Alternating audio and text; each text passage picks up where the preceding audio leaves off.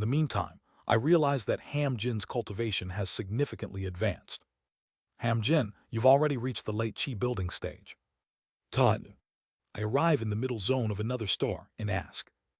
Actually, I briefly watched the person called Jang Ik and the Wuji Ghost King sparring in the astral realm, although I fainted halfway through for some reason. Thanks to that, I had an epiphany and gained new enlightenments, obtained a new divine ability, and my cultivation rose. You've gained quite an opportunity. Congratulations. What's the new divine power? In response, Ham Jin moves his body to form a hand seal and draws spiritual power from his dantian to his fingertips. This is the spiritual power of Ham Jin's silica, Earth Great Wall Secrets, turns into a dark ink-like light. It's a darkness that has a similar quality to the darkness of outer space. As Ham Jin swings his fingertip, the ink light turns into an ink-colored blade, an ink blade, Chinese letter, which flies across the star and slices through a small mountain. Kagagugugu. A definite core formation level strike. Impressive. Did you create this by observing the heaven collapsing esteemed one cleaving stars? Yes, thank you for the compliment. Judging by its form, it seems to be a divine power created from the epiphany gained by watching Jang Ik strike. Indeed, even at the Chi building stage, observing a star-shattering stage strike could provide enough enlightenment to create a divine ability. Of course, using this one technique drains all of Ham Jin's spiritual power. But since Silica Earth Great Wall Secrets is a method where spiritual power continuously surges as long as the dragon vein is controlled, it isn't a major drawback. Once he reaches the core formation stage, he will likely be able to use it continuously, making it a life-saving trump card for Ham Jin. Well, I ask another question as we move through the middle zone again. What's the name of this technique? I named it Black Blade Slash, Chinese letter. It's fitting since it's black, and it represents my resolve to cut down the Black Tomb Old Devil who tried to take over my body. The Black Tomb Old Devil was a great fate that threatened me, so I named it with the determination to cut down my fate. Black Blade Slash, an excellent name. I nod and immediately create a method to refine Black Blade Slash and make it a technique one can cultivate with, combining Silica Earth Great Wall Secrets to form Black Blade Maturing Secrets, Chinese letter. TL/N, Black Blade Slashes, Silica Earth Great Wall Secrets is, MC took the beginning of Black Blade Slash and the later of Silica Earth Great Wall Secrets and named it. However, the Hanya for is different, hence it means maturing secrets, not Great Wall Secrets. Over the course of several days and nights, we crossed numerous middle zones and finally returned to Ham Jin's world. Kuang. Hugh. I emerged from Ham Jin's body, congratulating the exhausted Ham Jin. Thank you, I've gained a lot thanks to your cooperation. No, I am the one who received an excessively great opportunity. I will grant you a spirit fruit to extend your lifespan later. Let's meet in the upper realms someday. Payet. As I reclaim my consciousness, I smile at Ham Jin, who bows deeply as I return to the ancient force realm. Ham Jin watches Seo Yunhyan disappear into the void and looks at his fingertips. TSD. For a moment, his nails turn black, and then a sharp black blade forms on his hand. Black Blade Maturing Secrets, to bestow such an excellent method. How can I ever repay this grace? Ham Jin ponders and finally makes up his mind. Yes, that person told me to meet him in the upper realms. Someday, I will ascend. I will become a heavenly being beyond even what my master could aspire for and ascend to the upper realms. I will become someone who can assist the great Wuji Ghost King. I will properly join the Wuji religious order. He finally sets a goal for his life. It is to ascend and repay the grace he received from the Wuji Ghost King by standing by his side. Boing!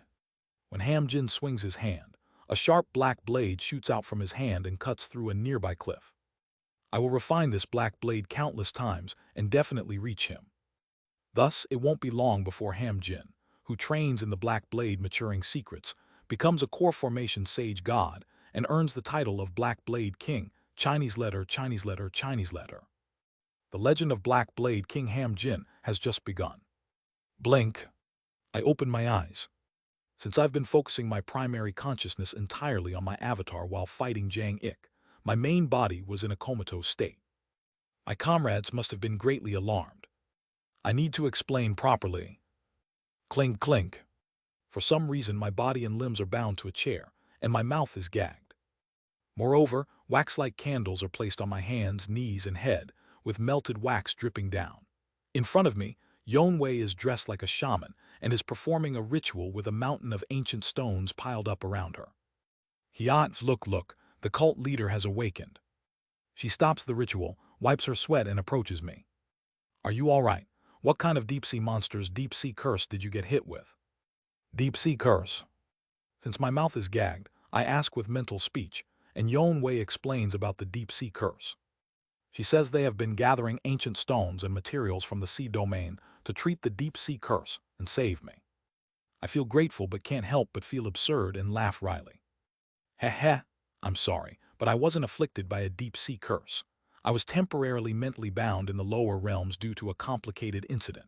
The reason my blood was boiling was because I awakened an immortal beast talent, and the reason for the blood splattering from my 7 orifices was probably because I directly faced a true person's true body. Yonwei is silent for a moment after hearing my words, then in a fit of rage, strikes my head with the bell she is holding. You bastard! Judging by your words, you're not the cult leader but an evil spirit possessing the cult leader's body. Come out of that body immediately, evil spirit. Jingle, jingle. I sigh as I get hit several times by the bell, which exerts force on my spiritual body. Wooduk woojuduk. The chains binding my body are torn apart, and the gag on my mouth shatters. This bastard, heck. Clench. After I subdue Yonwei by grabbing her face and lifting her up, I shake her brain with a palm strike, causing her to faint. Her eyes flip as she passes out on the floor. I then summon Hong Fan. Payet. Hong Fan pierces through space and appears before me, bowing. Master, have you returned? Was it indeed Lady Yonwei's method that was effective? After explaining the truth to Hong Fan, I ask him a question. Was there any trouble while I was in a comatose state? Hong Fan's face turns pale. I sense something has happened. Let's go to the conference room. Wuji Religious Hall conference room. There I receive an unbelievable report. So, while the leaders went to gather ancient stones and left the headquarters, the remaining members, Yuk Yo, Beek Rin, and Buk Hyang Hwa and Kim Yon were kidnapped by the fighting demon pirate gang. Bujaduk. Hong Fan speaks with a hardened face. To be precise, when Yuk Yo and Beek Rin were kidnapped, the 2 kings rushed to retrieve them but ended up getting captured as well. That's why Lady Yonwei tried to wake Master up early. Where are they now? The fighting demon pirate gang's Salt Bone ship has a peculiar ability to dive into the deep sea of the ancient force realm. Currently, it's said, to be roaming around the deep sea of the ancient force realm. Do they tend to abuse their hostages? Kim Young-hoon shakes his head at my question. Probably not. More than 90% of the fighting demon pirate gang are from the fighting ghost race, and the remaining 10% are from the demon race, having nothing to do with humans. The fighting ghost race. They look similar to the human race, but their reproduction method is extremely unique. Reproduction method. Yes, they charge at their preferred partners and fight while mating. Their offspring are insane creatures who go into heat and feel extreme pleasure during combat. Because of this, they generally ignore and neglect those they capture as prisoners since they can't fight. Hearing this, Jian Myohoon shudders, a look of repulsion on his face. So when that bastard fought me. Enough chit-chat. Who? My breath turns into frost, causing the meeting room to start icing over. From now on, we will find and rescue our cult members. Focusing intently with eyes as cold as ice, I begin to track Kim Yon's location. Since Kim Yon is connected through the mysterious bizarre goo and the wonderfully mysterious innate heart cannon, I can find her location if given some time. Just hold on a little longer. Clenching my teeth, I think of Buk Hyang Hwa and Kim Yon. The depths of the ancient force realm's deep sea. Within the hull of the Salt Bone ship, 2 women are arguing inside a prison cell within the ship. No, you shouldn't have rushed in recklessly. It's you who should have at least run and reported it. What were you thinking? Buk Hyang Hwa and Kim Yon are confined in adjacent cells, their limbs bound as they argue. Are you telling me to abandon our followers and run away? Your loyalty is admirable. Now we're both stuck here together. What good is that? After arguing for a while, the 2, exhausted and panting, sigh deeply. What a mess this is. Tell me about it. After some time, the cell next to the one where they are held opens, and Yuk-Yo is thrown in. The fighting ghost race warriors who threw Yuk-Yo then toss Beak Rin into the cell next to hers, laughing as they move away. Kim Yeon looks at Yuk-Yo. Although the fighting ghost race doesn't usually abuse their prisoners, it seems Yuk-Yo was often dragged in front of Jin Ma-yeol and mistreated. We need to escape quickly. At Kim Yeon's words, Buk Hyang-hwa chuckles dryly. How do you plan to escape? Even if we get out of here, the Salt Bone ship is submerged in the deep sea, so we can't get outside. Didn't I manage to control your Buk Hyang fleet? I think I can control this ship too. Wake up. My Buk Hyang ship was half controlled by a puppet mechanism, making it possible to take control. The Salt Bones ship, on the other hand, is entirely a manually operated Dharma treasure. You won't even have the opportunity to seize control. Hearing this, Kim Yeon suddenly asks Buk Hyang-hwa a question. Then, why not modify this Salt Bones ship into your Buk Hyang ship? What? Last time, I saw you quickly modify the ship I had seized and took it back, right? Can't you modify this ship to control it as well? It's possible, but how would we do that? We're both tied up like this. Kim Yeon smirks and moves her arm a few times. Then, all of a sudden, clang, clang, clang. The chains binding her arm snap. Seeing this, Buk Hyang-hwa's eyes widen in astonishment. Be breaking the Dharma treasure that suppresses spiritual power with brute strength. Spiritual power is suppressed, but my internal energy isn't. Kim Yeon says with a gentle smile. Of course I can't win against those fighting ghost race bastards in a head-on fight, so a frontal assault is impossible. I'll free you too, so you need to modify this ship as quickly as possible to escape. Got it. Wujidal. Bending the bars and moving into Buk Hyang-hwa's cell, Kim Yeon releases her cuffs. Buk Hyang-hwa looks at her for a moment in a daze before smiling. All right, Unnai. Jin Ma-yeol, the captain of the fighting demon pirate gang, is staring outside with a cold expression from his captain's cabin. Due to the heavy spatial compression, the interior of the Salt Bone ship is extremely vast, akin to a nether crossing ship, making his captain's cabin the size of a small city. Kuang. Jin Ma-yeol looks out through the window of the captain's cabin. Even a day earlier, I need to obtain it as soon as possible, but Yuk-Yo, that fish-headed bitch. Gritting his teeth, he glares at the scenery outside. He is staring down at the gigantic sea dragon statue deep within the depths of the deep sea. The secret art of purple soul filling the heavens, Chinese letter, Chinese letter, Chinese letter, Chinese letter, is within reach. A strange excitement fills Jin Ma-yeol's eyes as he gazes at the sea dragon statue. Yes, let's wait just a bit longer. Then, I will achieve the state of unaging and undying Chinese letter, Chinese letter, Chinese letter, Chinese letter with this mortal body. // Discord https://dsc gg/wetread. Link to donations in the Discord. Chapter 374, At the C4. Kim Yeon asks after shattering Buk Hyang-hwa's shackles. By the way, us doing this, we won't get caught in someone's consciousness domain, right? Buk Hyang-hwa clicks her tongue and says, Did you really free me without thinking about that? I just had a gut feeling it would be okay. Well, you're not entirely wrong. After all, the Salt Bone ship is similar to the Nether Crossing ship in that it's like a massive country inside. Moreover, the waves emitted by the Salt Bone ship restrict one's consciousness quite a bit, so they won't notice us doing this. Hoo-hoo, I knew it all along. Stop saying foolish things and help me out, Unnai. Buk Hyang-hwa stretches her fingers and places her hand against the ship's wall. Chijajek. Golden patterns, along with a mix of purple and pale pink patterns, appear all over her body. What the? You've got tattoos too. They're not tattoos, but a physical characteristic. Sorry. Kim Yeon scratches her head and slightly lowers her head. Buk Hyang-hwa watches her for a moment before getting back to work. Using the broken pieces of the shackles as materials, she creates a small tool. Starting from there, numerous devices begin to appear around Buk Hyang-hwa. Initially yawning while watching Buk Hyang-hwa, Kim Yeon's eyes grew wide as time passes. What in the world? / Kagagugu. In a small sea domain of the ancient Force realm, there appears a ghost king with 19 heads and his subordinates. Is this the place? Yeah. The ghost king with 19 heads, Wuji Ghost King Seo Yunhyan, gazes at the sea below with brightened eyes as he is connected to a pure white consciousness thread. Down below, I sense the mysterious bizarre Ghost King Kim Yon. Surely, the Conqueror King Buk Hyang Hwa and the Guardian Ghost King Beek Rin are with her. So, do we just need to go down and come back? The six-armed thunder god, Six Extremes Ghost King Jian Myohoon asks. But Seo Yunhyan shakes his head.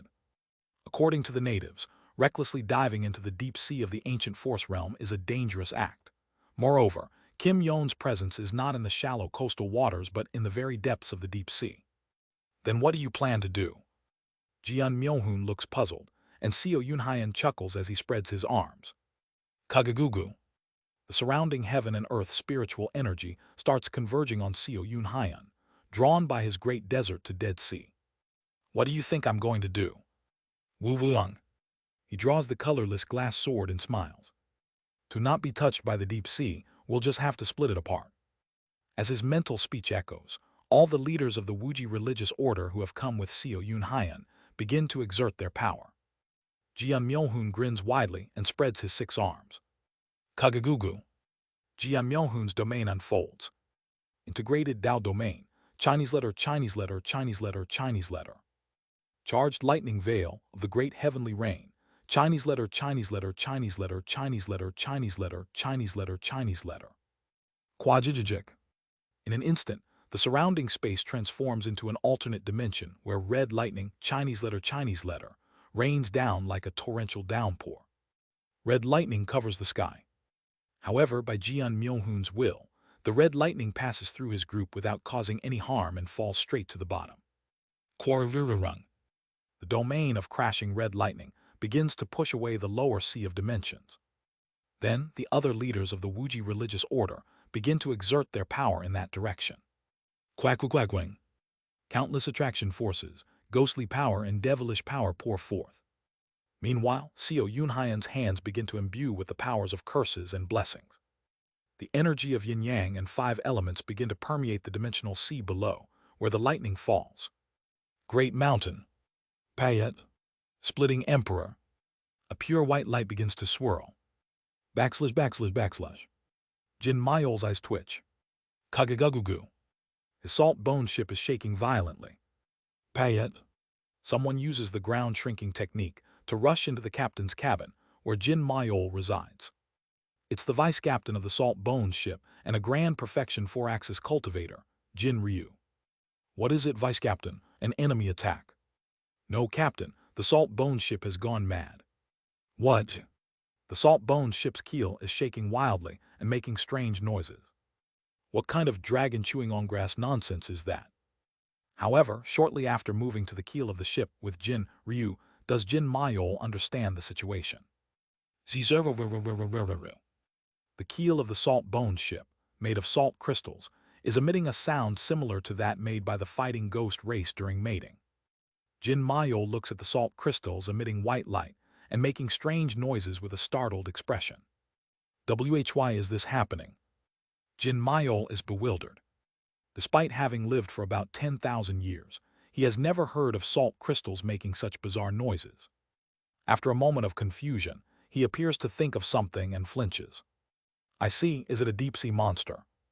Is there a deep-sea monster that can make salt crystals go into heat? Well, the deep sea of the ancient force realm holds records of countless worlds, so such things might exist. A deep-sea monster might be nearby, so I will activate the great concealment technique. Tell everyone to prepare. Yes, Captain. Jin Mayol clicks his tongue and returns to the captain's cabin. He then sits at the center of a huge formation in the middle of the cabin and begins to form hand seals. Wu Wang. His domain begins to expand around him. As his formation activates, it amplifies Jin Mayol's domain, gradually enveloping the entire salt bone ship.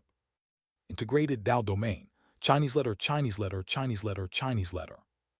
Great concealment dragon spirit sea, Chinese letter, Chinese letter, Chinese letter, Chinese letter, Chinese letter. In an instant, the sound of a dragon's roar seems to echo, and Jin Mayol's domain swiftly envelops the hull, blending the salt bone ship with the surrounding deep-sea scenery, making it almost invisible to any watchful eyes. Jin Mayol sits down and focuses on his domain, sending a voice transmission throughout the ship. This is the captain's order. It is currently suspected that a deep-sea monster is lurking around the Salt Bones ship. Because of this, the keel of the ship is making disturbing noises. Until the deep-sea monster has completely passed or the keel's reactions have ceased, we will remain in the concealed domain. Therefore, all crew members must remain. Jin Mayol suddenly falls silent and stops speaking. As he sits and concentrates, his eyes snap open. Damn it, the prisoners are up to something suspicious. Everyone, head to the cells and subdue them. The domains of integration stage, grand cultivators, are intertwined with their consciousness, so grand cultivators can perceive all actions within their domains. Jin Mayol, who enveloped the Salt Bones ship, grits his teeth as he observes Kim Yon and Buk Hyung Hwa doing something suspicious in the cells. Damn it, Conqueror King. Although he wants to immediately get up and subdue them, he can't move recklessly as a suspicious deep-sea monster is stimulating the Salt Bones ship's keel, leaving him no choice but to bite his lips in frustration. ////.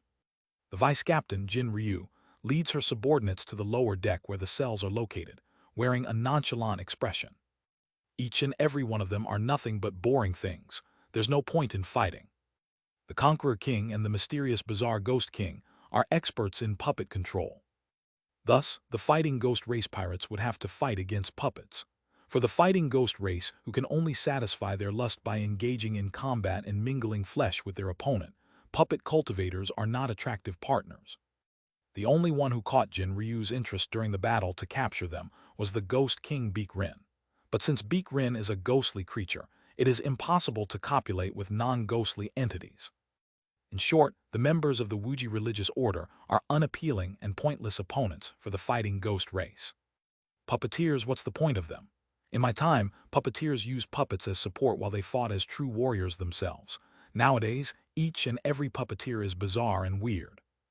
Jin Ryu spits out her disdain for Kim Yon and Buk Hyung Hwa who use puppets as she enters the cell area. And what Jin Ryu sees in the cell area are thousands of complex mechanisms. What in the world? Clang, clang, clang. All of a sudden, the cell area has somehow been transformed into a bizarre labyrinth. The labyrinth extends in a straight line, but the entire path is filled with what looks like powerful mechanical devices and weapons, with countless grotesque puppets lined up between them. At the end of the labyrinth, Kim Yon stands with a sinister smile, her arms hanging down.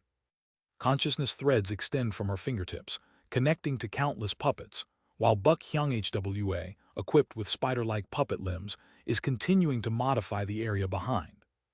Jin Ryu laughs drily. Conqueror King and mysterious bizarre Ghost King, I've heard of both your reputations, but I didn't expect this. However, it's pointless. If you surrender now, I'll merely put you back in your cells quietly. If you resist, I'll tear off your limbs and bind you. However, Kim Yon merely flicks a single finger. Wowung. Flash. 3 mass-produced General Seo puppets, modified by Kim Yon under Seo Yunhyan's tutelage, fire beams from their mouths. Qing. After taking the beams from the mass-produced General Seo puppets at the Grand Perfection Nascent Soul level, Jin Ryu's eyes twitch, and she takes a step forward. Well, fine. If you insist on drinking punishment wine, I'll oblige. Kung. The fighting ghost race appears almost identical to humans in appearance. The primary difference is that the fighting ghost race is born with well-developed muscles throughout their bodies, which swell further as they grow, with horns developing from their foreheads. The more horns one has, the more talent they are considered to possess. Those with fewer horns are treated with disdain even within the fighting ghost race. The royal family of the fighting ghost race has 7 horns, and the highest nobility has 5 to 6. The middle nobility has 4. The lower nobility has 3. Commoners have 1 or 2, and slaves have their horns removed, marking them worthless. Captain Jin Mayol of the fighting demon pirate gang is a high noble with 5 horns, while the vice captain Jin Ryu is a middle noble with 4 horns. Wowung. Jin Ryu's horns tremble as strength surges through her muscle. Quang quang. With an indifferent expression, Jin Ryu crushes the puppets charging at her and begins walking through the labyrinth. The distance between Jin Ryu and Kim Yon and Buk Hyung Hwa gradually shortens. Kim Yon glances at Beak Rin, lying beside her. Beak Rin has just been released from his restraints and needs time to recover his strength. How much longer, Buck? Almost done, Unnai, and please call me by my proper name. Got it, Wawa. He. Kim Yon chuckles and focuses her mind on the consciousness threads extending from her fingertips. Listen well, my disciple. It's as if the Mad Lord, who had taught her the wonderfully mysterious innate heart cannon and puppet control while driven mad by insanity, is speaking beside her. What do you think is the reason the wonderfully mysterious fortress keeps winning against any force it fights? Strange madness begins to glimmer in her eyes. Is it because we simply overwhelm them with superior technology and numbers? That is certainly true, but the most important thing is this: madness. Any force that fights against the wonderfully mysterious fortress, regardless of who they are and whether they know or not, gradually becomes infected by the heart of the wonderfully mysterious fortress during battle. In other words, those who fight us gradually open up to the possibility of evolution. Quang quang quang. As Jin Ryu continues to crush the General Seal puppets with an expressionless face, her face begins to twitch. Yes, my wonderfully mysterious fortress is love, a love that guides everyone to a new world. It's the ultimate embodiment of benevolence. Ah, how magnificent a creation have I made. Those who face the puppets of the wonderfully mysterious fortress, breaking them, fighting them, and confronting the fortress itself. They inadvertently stare directly at the circuits of the wonderfully mysterious fortress. Gradually, the circuits of the fortress are engraved into their subconscious, and they begin to be tainted by their madness. The more they fight the wonderfully mysterious fortress, the more they lose their sanity and go mad. And when both sides are driven mad, the ultimate victory has no choice but to belong to the Mad Lord's forces, who have long accustomed to the madness. Choo-choo-choo-choo-choo-choo. Kim Yon starts biting her lips furiously. Blood begins to flow from her lips, and excitement and madness gradually spreads across Jin Ryu's face as she continues to destroy the General Seal puppets. Yuata. Jin Ryu laughs. It had been the same when they captured the mysterious bizarre ghost king before. Fighting puppets isn't enjoyable, but fighting Kim Yon's puppets somehow always leads to a moment of excitement. Hueta. Wowung. Jin Ryu's horn trembles and begins to emit a strange sound. Jin Ryu's face turns bright red. The muscles all over Jin Ryu's body begin to swell even more. Before long, the faces of General Seal puppets overlap with Jin Mayol's face in her eyes. Captain, Jin Mayol Oriboni. Jin Ryu begins to savagely pummel the General Seal with a flushed face. Even while descending into madness, she manages to keep some semblance of sanity and approaches Kim Yon. I'm on the verge of going on a rampage. Jin Ryu sighs inwardly. This is why the fighting ghost race dislikes facing puppeteers. Even if they think they enjoyed themselves, upon regaining their senses, they find only hard puppet fragments instead of the opponent's flesh. The realization that they did a round with puppets brings a rush of shame and discomfort rather than satisfaction and joy. However, seeing the puppets charging at her, Jin Ryu eventually sighs and swings her fist. I don't know. Whether it's a tool or whatever, let's just enjoy and think later. Ziyak. Her entire body flushes red as her muscles swell even more. The four horns on Jin Ryu's forehead vibrate madly. Huyua kaya kuag kiyik. As she lets out an alluring cry as if to seduce her opponents, she smashes through the surrounding puppets with her eyes rolled back, advancing forward. // Discord https://dsc/gg/wetread. Link to donations in the Discord. Chapter 375, at the C5. Jin Ryu's momentum is fierce. She relentlessly crushes the puppets charging at her, and endures the beams and traps falling upon her body, rushing forward undeterred. Click, click, click. However, the more puppets she shatters, the more they reassemble on the spot and begin to bind her body. Gradually, Jin Ryu's body becomes encased in a puppet armor, but her steps do not falter. Quang quang quang quang. The floor of the ship is dented with each step. As Jin Ryu draws closer, tension begins to appear on Kim Yon's face. She breaks into a cold sweat as she looks at Jin Ryu's blood-red hammer-like hands. That really hurt. It was Jin Ryu who captured Kim Yon, and with one hit from her pot-lid-sized hands, Kim Yon was knocked out cold. In an urgent voice, Kim Yon shouts at Buck Hyung-hwa. She's almost here. How much longer until it's finished? It's almost done. Stop rushing me. Damn it, don't you know how to hurry? Move faster. Kyueng. At last, Jin Ryu destroys Kim Yon's final puppet, glaring at her with a bright red face. A face that seems to say something is still not enough. Of course, Kim Yon can confront her alone, but having heard of the mating methods of the fighting ghost race, she dares not recklessly do so. Hurry faster. Kim Yon's face turns pale as she reaches behind her, and in a state of panic, yanks Buck Hyung-hwa's hair. Kaya, let go, it's done. Buck Hyung-hwa, irritated by the pain as if her scalp is being torn off, activates the device she has been modifying. Flash. Kuruk. Jin Ryu, who is acting coquettishly, feels something strange. Something becomes wrong with her senses. Clang, clang, clang, clang. The passageway she is standing on suddenly flips, and she sees Buck Hyung-hwa and Kim Yon moving to a different location. No, the entire maze-like corridor that Buck Hyung-hwa and Kim Yon have modified is splitting into segments and moving around. What is this? It's such an absurd situation that she snaps out of her state of heat and opens her eyes wide. Buck Hyung-hwa, looking at the mechanism connected to her pattern and glowing, shouts. It's done. The modified spaces have been transferred to each section of the Salt Bone ship, and we can now modify it quickly in a simplified manner. You need to help now, Unnai. Got it.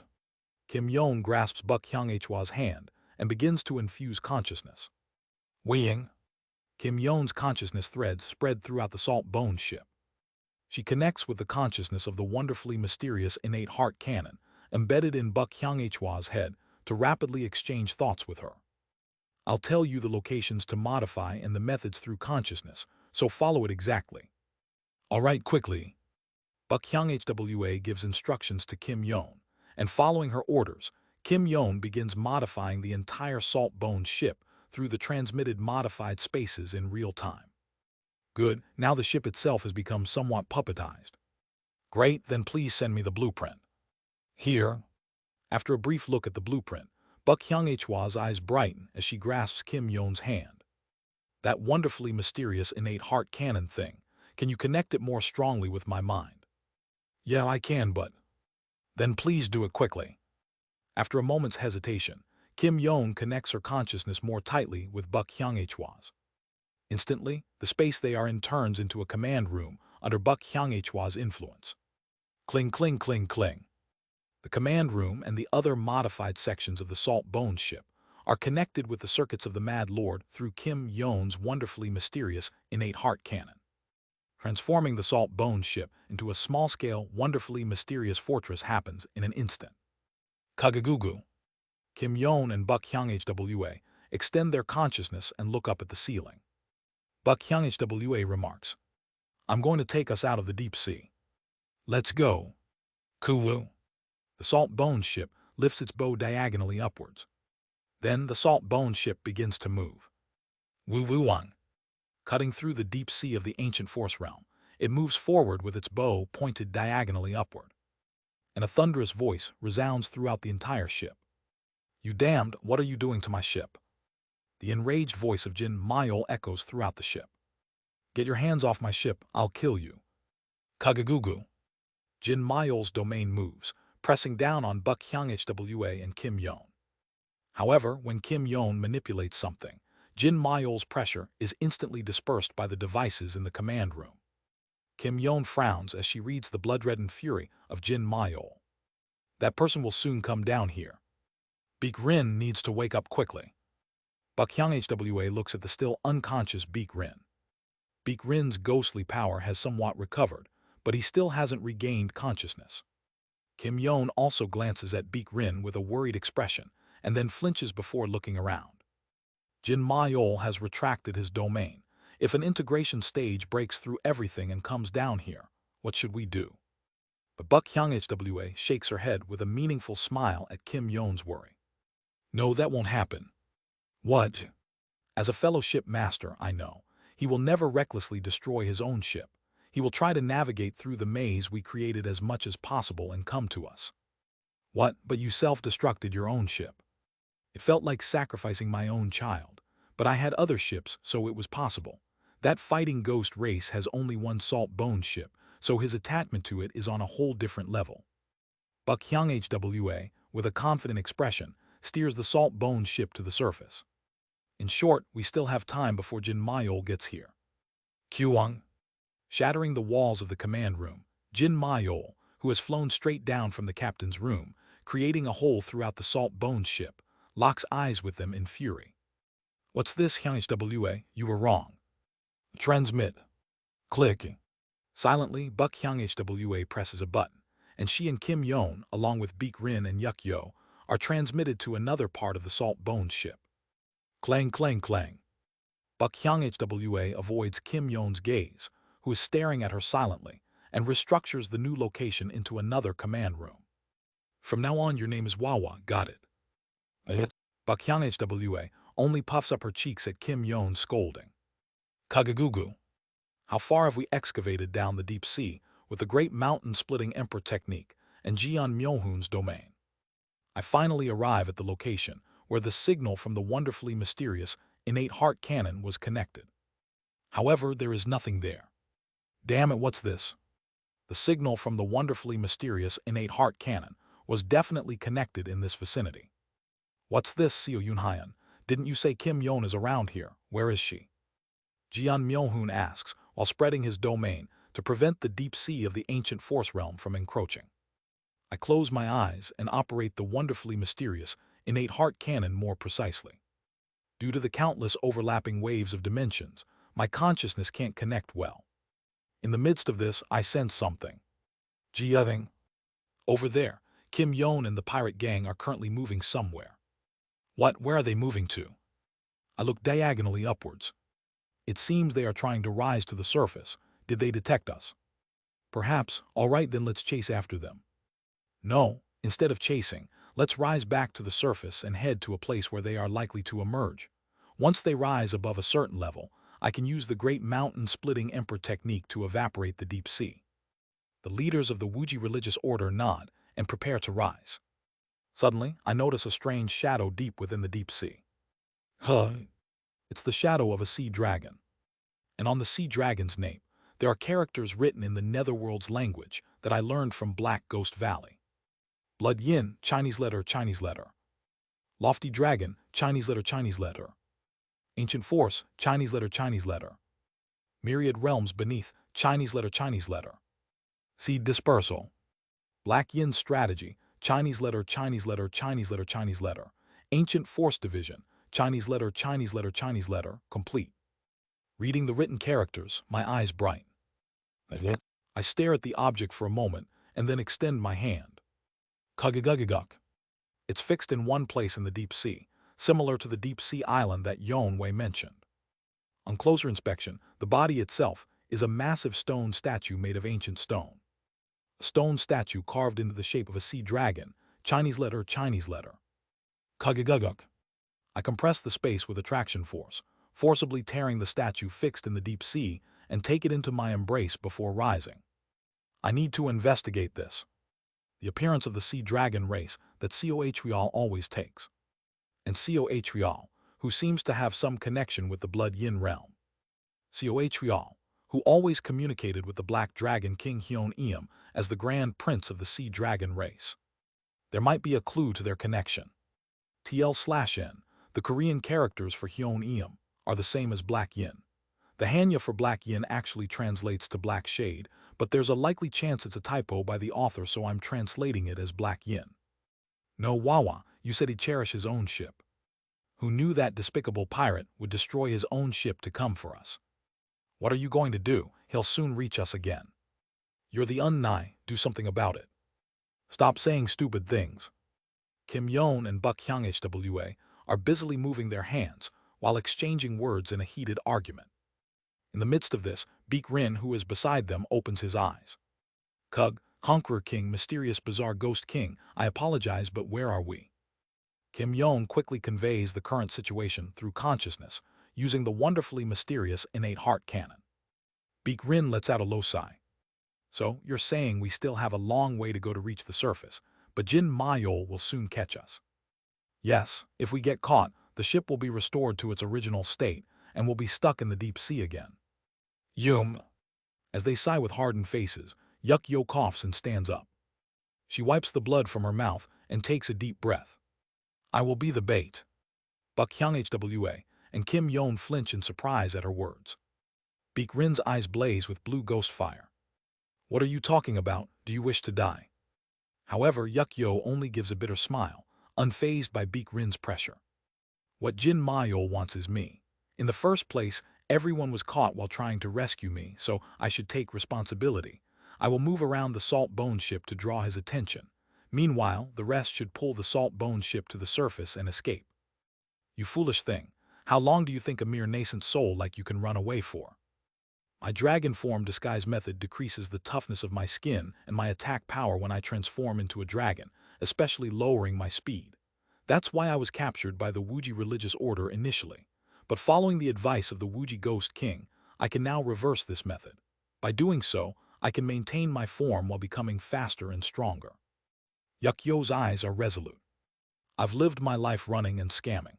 It's better for me to be captured than for the three of you. In fact, if it's me, I can scam my way out and escape more easily, so please don't worry. Before anyone can stop her, Yuk Yo leaves the command room. Watching her, Beek Rin seems restless and speaks to Buk Hyung Hwa and Kim Yon. I apologize, your highnesses. The cult leader ordered me to look after Yuk Yo, so by the cult leader's command I must. Kim Yon examines Beek Rin's intent and laughs slightly, nodding. Go ahead, Sir Beek Rin. As you said, she's just a nascent soul. If a four-axis like you accompanies her, you can stall for time properly. Thank you, your highness mysterious bizarre ghost king. Beek Rin quickly bows to Kim Yon and immediately chases after Yuk Yo, emitting a streak of light. Kim Yon watches them leave, then once again uses her consciousness to sense the entire ship before speaking. Indeed, Jin Ma-yo has changed directions from coming toward us to heading toward Yuk Yo and Beek Rin. We need to reach the surface as soon as possible while they buy us time. Can you do it? Yes, Bahi. While infusing spiritual power into mechanical devices, Buk Hyung Hwa frowns. What's wrong? My spiritual power is depleted. Hey, Wawa, that's why I told you to reach the heavenly being stage quickly. Do you think it's as easy as it sounds? What's so hard about it? Kim Yon chuckles and places her hand on Buk Hyung Hwa's back, infusing her with spiritual power. Weighing. Connected through the wonderfully mysterious innate heart cannon, Buk Hyung Hwa blushes red the moment she feels Kim Yon's spiritual power pouring into her. Wait, this person. For a moment, Buk Hyung Hwa seems to see a soft pink light. For Buk Hyung Hwa, who has received both consciousness and spiritual power from Kim Yon, a part of Kim Yon's emotions also flows in for a moment. Affection, longing, curiosity, joy, desire. They are emotions directed towards someone that cannot be described with words. But if one were to dare attach a name to it, it would be an emotion of warmth. For a moment, Buk Hyung Hwa feels as if she is in the embrace of her mother, Yon, beyond that soft pink light. Wowung. The patterns on Buk Hyung Hwa's face glow brightly as if burning. Move aside, Unnai. Buk Hyung Hwa takes a breath and extends her hands. Simultaneously, the spider leg puppet attached to her back begins to move. Click, click. Click, click, click, click, click, click. What's this? Kim Yon looks at Buk Hyung Hwa with a slightly surprised expression. Her hands are moving even faster than before. Feeling as if Buk Hyung Hwa is possessed by something, Kim Yon stares at her with a strange look. From now on, we will make the mechanical device we created go berserk all at once. It's not something we intended to use permanently anyway. It will cause the ship to quickly rise to the surface faster. Once we reach the sea surface, Yon Unnai, please quickly contact the cult leader with your consciousness. If the cult leader sends even Sir Kim Young-hoon, the situation will be resolved in an instant. Wawa you. And? Buk Hyung Hwa shouts at Kim Yon. My name is Buk Hyung Hwa, not Buk Wawa. Kim Yon smiles softly as she looks at her and pats Buk Hyung Hwa's head. Got it, Hyung Hwa.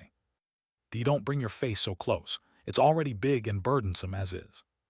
As Kim Yon's face draws closer, Buk Hyung Hwa blushes and gives a scolding remark. Kim Yeon playfully flicks Buck Hyung-hwa's forehead before they start controlling the salt bones shipped together.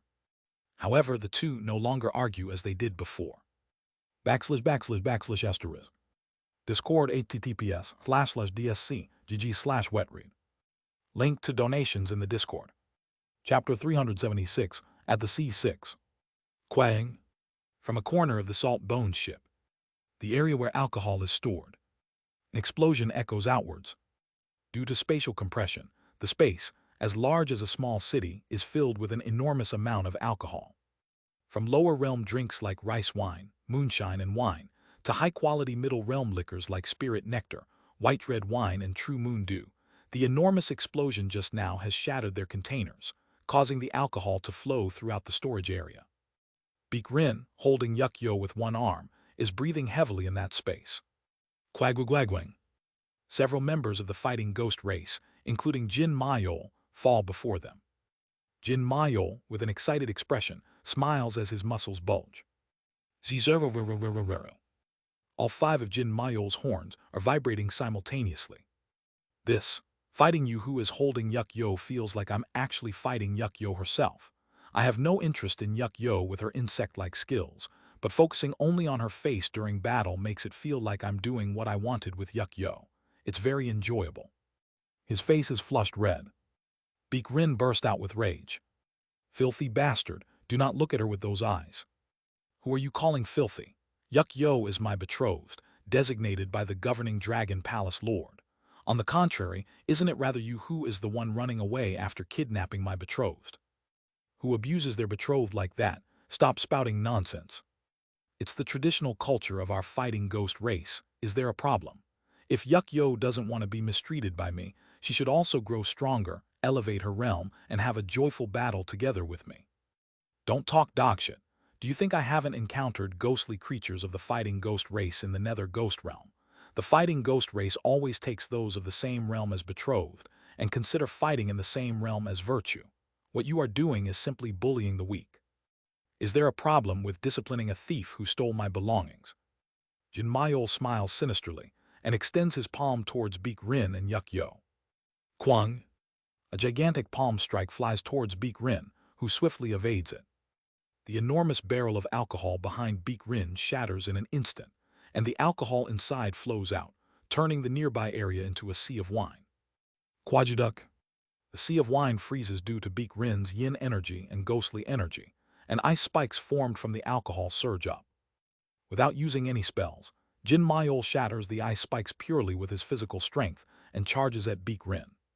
Come, bone fellow, stop with the nonsense and make me more joyful, make me happier. Kug.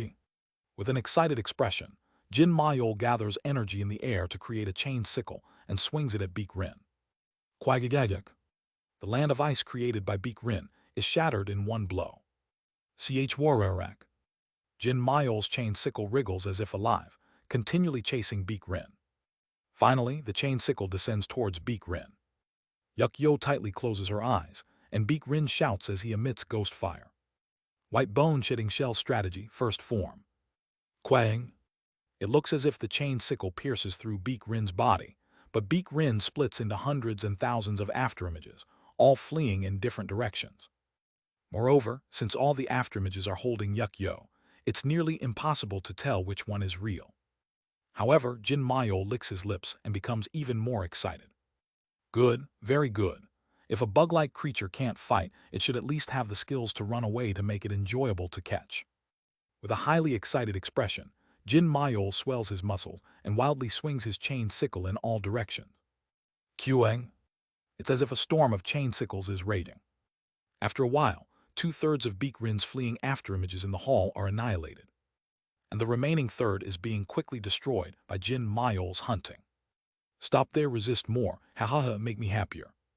The real Beek Rin and Yuk-yo, without looking back at the chilling voice behind them, exit the alcohol storage. Yuk-yo grabs Beek Rin's chest and shakes him. It's enough now, leave me and run away. If you're alone, you can surely escape, right? But Beek Rin burns with ghost fire in his eyes and speaks firmly. No. Why not? Didn't you become a ghostly creature because you didn't want to die? Jin Mayol is an integration stage grand cultivator. If you get him excited, he'll pounce on you in heat even if you're a ghostly creature. But Beak Rin shakes his head with a resolute face. The cult leader commanded me to take care of you, so I won't run away leaving you behind. What crazy talk. If you die, it's over. Let me go. I'm telling you to abandon me.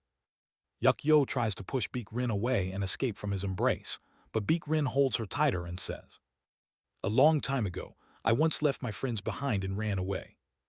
Beak Rin recalls the events in the Nether Ghost Realm, the betrayal of Wei Shihan, and the capture of Iamwa by the Wuji religious order. Now he himself is devotedly loyal and inspired by the magnificent Wuji religious order, but at that time, it felt like the sky was falling. And I had to pay a price for that. The event that shattered Beak Rin's heart happened afterward. I liked Iamwa first, but Beak Rin ran away, leaving Iamwa behind. Because of that, Iamwa married Wei Shihan. Thus, Beak Rin had to lose the one he loved to his best friend. That was the price of running away. I will never run away again. Beak Rin, hugging Yuk-Yo, exits the alcohol storage and runs towards the food storage. The food storage is actually smaller than the alcohol storage, about the size of a small village at most. However, it's filled with the carcasses of giant demon beasts and all sorts of food, and Beak Rin hides behind the massive bones of a demon beast that's against the wall with Yuk-Yo. When Beak Rin forms a hand seal, the bones of the demon beast moves and cleverly conceals them. Do not worry. My white bone shedding shell strategy has even evaded the pursuit of the 6 Extremes Ghost King of our order who prides himself on his lightning speed. He won't find us easily. He speaks while panting, and Yuk-Yo, after looking at Beak Rin for a moment, smiles. Would you like to know a secret of our clan? Suddenly, our clan in the distant past had an ancestor from the sea dragon race. That's why we have some sea dragon blood within us, although we are a hybrid of carp and sea dragon. Anyway, my father, being from the carp lineage, succeeded in dragon transformation and became a part of the dragon race. What does that have to do with the current situation? It's important. The black dragon race has the authority to govern all yin aspects of heaven and earth, and as a branch of the black dragon race, the sea dragon race has the authority to govern all seas of heaven and earth. She continues her explanation. The sea dragon race is far inferior to the black dragon race in handling yin energy, but they are actually more specialized in controlling the sea. And the sea that the sea dragon race can handle is not limited to just salt water. Yuk-Yo's eyes sparkle. The sea of the ancient force realm can also be controlled to some extent. No, to be precise, the sea dragon race is the only race that can rise to the surface from the sea of the ancient force realm without an ancient stone. They can find the paths of the sea.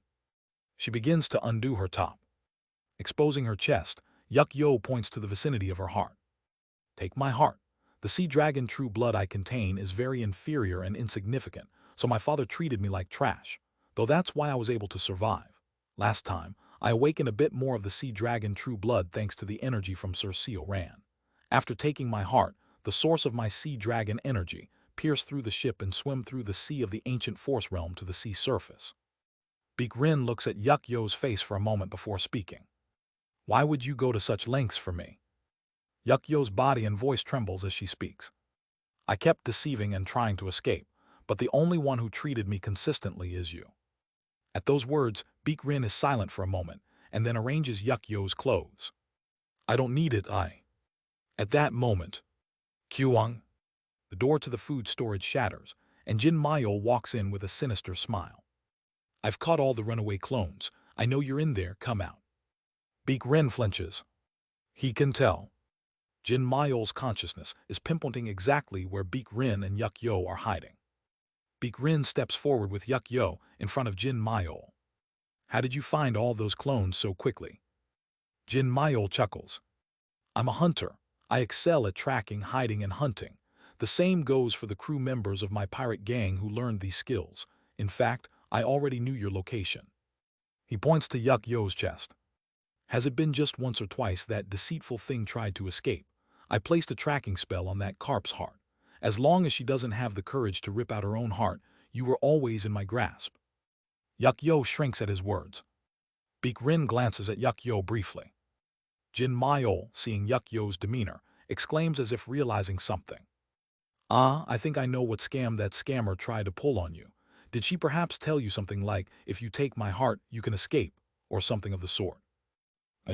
Beak Rin remains silent, and Yuk Yo shrinks even more. Jin Mayo laughs out loud as he reads Yuk Yo's intent. So it's true. Last time I cast a similar spell on her leg and she escaped by giving her lower body to one of my subordinates. Since she reached the nascent soul stage, losing a major part like that wouldn't kill her, so it isn't even an issue. Haha, how do you feel? Do you still intend to protect that thing? I'll give you one last chance. Hand over Yuk Yo and get lost. You seem to have exhausted your energy anyway, so I can't even get excited. I'll let you escape. Yuk Yo bites her lip hard. However, Beak Rin does not move. Rather, he only lights up the circuits implanted by Kim Yon, igniting his fighting spirit. What's this? Didn't I tell you she deceived you? However, Beak Rin only ignites his ghost fire. It doesn't matter. I was never interested, nor did I plan to run away. Ho, you're brimming with momentum. Beak Rin stands his ground, blocking the path to Yuk Yo, while Yuk Yo looks at him with a complicated expression. Good, I like people like that too. Come then, serve me more. Jin Mayol, excited by Beak Rin's refusal to back down, begins to approach them with an excited expression. And then it happens. Kagagugu. The ship suddenly shakes violently, and the heaven and earth spiritual energy changes. Reading the change in the spiritual energy, Yuk Yo's eyes brighten, while Jin Mayol frowns. Damn it. Sir Beak Rin, the salt bone ship has surfaced. As soon as Yuk Yo's words are heard, Beak Rin scatters a spell towards the wall, instantly creating a hole. What appears is not the dark, gloomy dimension of the deep sea, but a clear seascape. Pay it.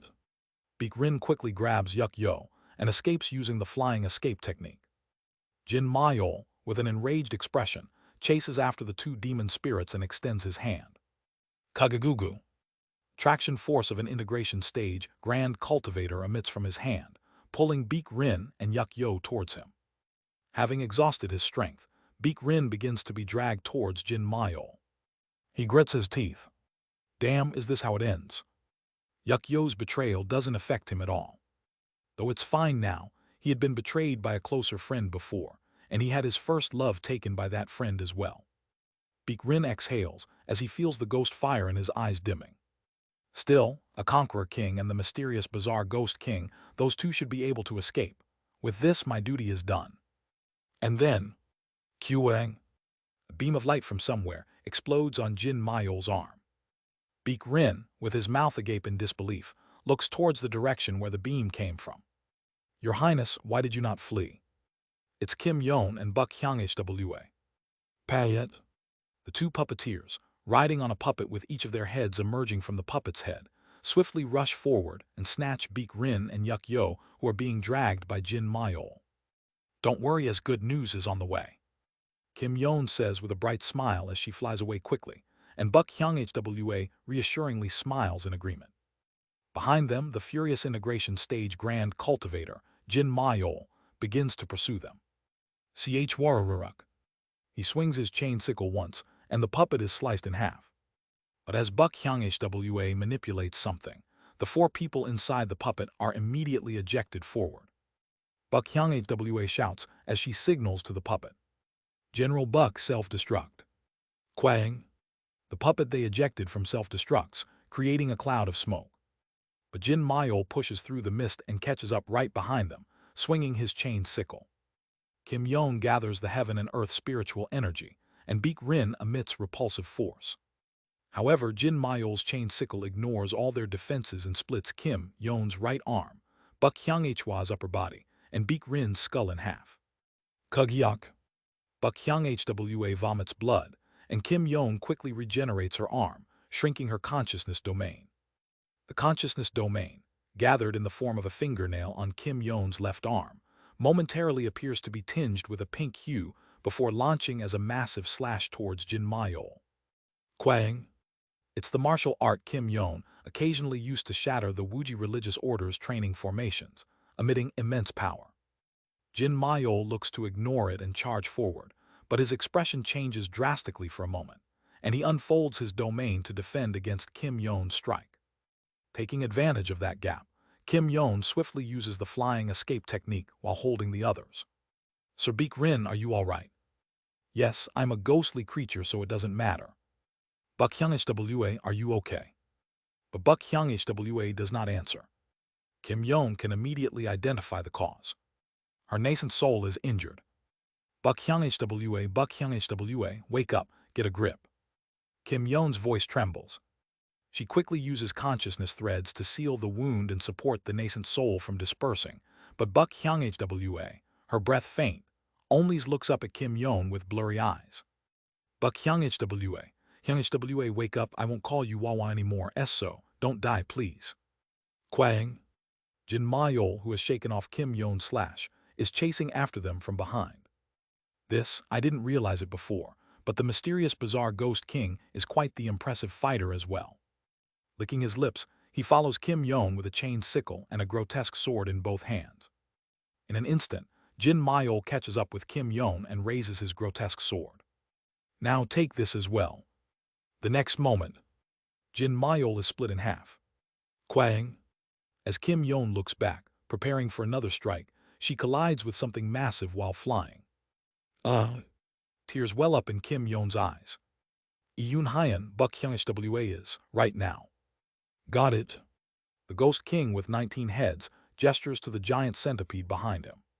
The giant centipede quickly brings a floating magic artifact, lays down Beak Rin, Kim Yeon, and Buck Hyung HWA, and begins treating them. I look with a cold gaze at Jin Mayol, whose split body is reattaching in front of me. He licks his lips with an excited expression. His vibrating horns are for some reason quite unpleasant. It's the best. Wuji cult leader, will you entertain me as well? Let's compete. It's a pity you have the form of a ghostly creature, but with a strong opponent like you, it doesn't matter. Let us intertwine our bodies together and dance. Ha ha ha. This excitement I couldn't feel even with that 6 Extremes Ghost King. Hurry, come at me. I stare at him briefly, before gathering both hands with curses and blessings. Great Mountain. What W8, damn it, you coward. Don't do that, let's clash body to body while we fight. Splitting Emperor. A pure white light envelops heaven and earth. // Discord https://dsc gg/wetread. Link to donations in the Discord. Chapter 377, with everyone one. TSDSDSDSDSDSDS. As the power of the Great Mountain Splitting Emperor technique fades, the nearby sea domain comes back into view. It's a direct hit. The one called Jin Mayol is obliterated into nothingness. However, I can't shake off the lingering sense of discomfort. That guy. He escaped. Though his physical body is destroyed, I felt him flying away through the plane of soul to resurrect somewhere else. In hindsight, it's always been like this. The day I first arrived in the ancient force realm. That day, after battling Kim Young-hoon, I used the Great Mountain Splitting Emperor technique, and all the cultivators at the 4-axis and integration stage within its range were annihilated. Even Jin Mayol, who was within the range. However, that guy resurrected again. Although he doesn't seem like he would resurrect 7 times like Yuan Li, he is quite the troublesome opponent. Kagagugu. In the distance, I see the Salt Bone ship, from which Kim Yeon and Buck Hyung HWA had escaped, submerging back into the depths of the sea of the ancient force realm.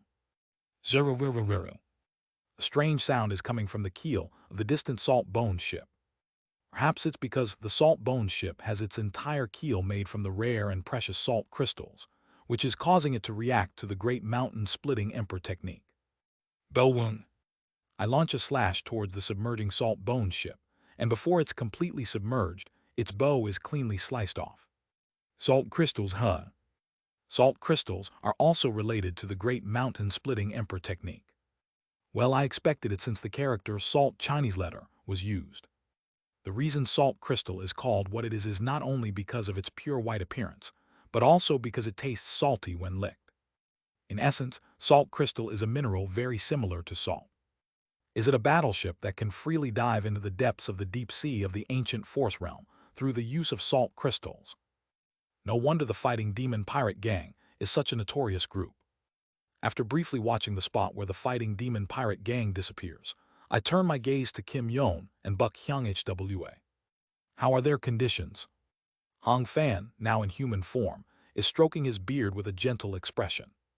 Fortunately, they've overcome the critical juncture, especially since the Conqueror King's nascent soul was held together by the consciousness of the mysterious bizarre Ghost King.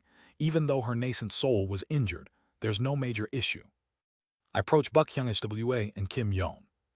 Kim Yeon, as expected, seems quite exhausted. As the tension eased, she fell asleep while holding Buck Hyung HWA tightly, tears streaming down his face. Haha, Lady Kim Yeon won't let go of the Conqueror King. Hong Fan laughs heartily, pointing at the two of them. I return to human form, smiling at the sight of the two. Let's go back. Thus, the incident involving the kidnapping of the followers by the pirate gang comes to an end. I wish it could have really ended there. After sending the remaining followers to the Wuji religious order in the Black Domain, I look up at the sky with a cold gaze. I can read the celestial energy. Yes, the ancient force realm is a world where there is no sky, making it impossible to read celestial energy. But for some reason, I can now see the celestial energy. Celestial energy is actually the flow of attraction force emitted by stars. And I can feel the flow of attraction force from the sky directed towards me. Is it a calamity? Chinese letter. It isn't normal celestial energy. Normal celestial energy should allow one to read the future. However, this celestial energy only allows me to feel a single pull of attraction. It's the celestial energy of misfortune. And it's very strange and suspicious that suddenly, in a world where celestial energy can't be seen, I can see just this one. Having navigated through numerous misfortunes and disasters, I can tell. Someone has bestowed this. This celestial energy is clearly artificial. Upon reaching the 4-axis stage, one can see a wider variety of celestial energy in different types, natures, and ranges. And definitely, among the celestial energy I saw in the night of the Nether Ghost Realm, there was no such misfortune. In short, I can only conclude that this misfortune was bestowed upon me after I came to the ancient force realm. Thinking back, it was indeed strange. How the first guy we caught in the ancient force realm is a scammer. The palace lord I sought for an alliance only desires to stab us in the back. And after sending my consciousness to the lower realms to build the health axis, the main body got split in two and confronted a true person. Even when I returned, my comrades had been kidnapped, and upon rescuing them, they were on the verge of death. Though I've faced such misfortune in life more than a few times, the frequency this time is too high. It's clearly bad luck. I glare at the sky. I still have no clue who has bestowed this misfortune upon me. However, if someone can impose such a fate, it's certainly not a being of insignificant power, and I can't help but think they do not harbor goodwill towards me. Of course, there's the possibility it's a being that can only bestow misfortune. This is driving me crazy. This world is really. I sigh. But there's nothing I can do right now. Even misfortune can't last forever. I'll wait until the misfortune passes. After glaring at the sky one last time, I return to the Black Sea domain. Perhaps because of all that happened, or the shocking truth I have discovered, my shoulders feel inexplicably stiff. Upon returning to the Black Sea domain, I received a report from Beak Rin, who recovered the fastest among the four. Thus, we were able to escape from the Salt Bones ship and be rescued by the cult leader and company. Thank you for the detailed explanation. After receiving the report, I ponder one thing Beak Rin mentioned that caught my attention. Yuk Yo is a descendant of the sea dragon race. Although Beak Rin suggests it's likely a lie, I believe that part to be true. When considering the reports from Buck Hyung HWA, Kim Yeon, and Kim Young Hoon, who faced Yuk Yo's dragon form, they noted it was quite similar to the sea dragon race except for the color. Moreover, when I asked Seo Ran why he slept with Yuk Yo, he mentioned there was a faint sense of familiarity despite the influence of the aphrodisiac. Putting it all together, while it's true that Yuk Yo deceived Beak Rin, the part about being of sea dragon lineage is likely true. Kuang. After briefly expanding the space underground in the Wuji religious hall, I take out the statue of the sea dragon race that I have brought from the deep sea. It appeared dark in the deep sea, but when taken out in the dark basement, it shines quite brightly. Well, it's made of ancient stone after all. I spent some time investigating the sea dragon statue by infusing it with spiritual energy and consciousness. Even when I infused it with the energy of an immortal beast, the statue of the sea dragon showed no reaction. It's purely a statue carved from ancient stone. After observing the statue for a while, I call Seo Ran and Song Jin.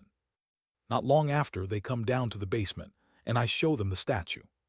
This is the sea dragon statue I found when rescuing Buck Hyung Hwa and Kim Yeon. Have you ever seen something similar before?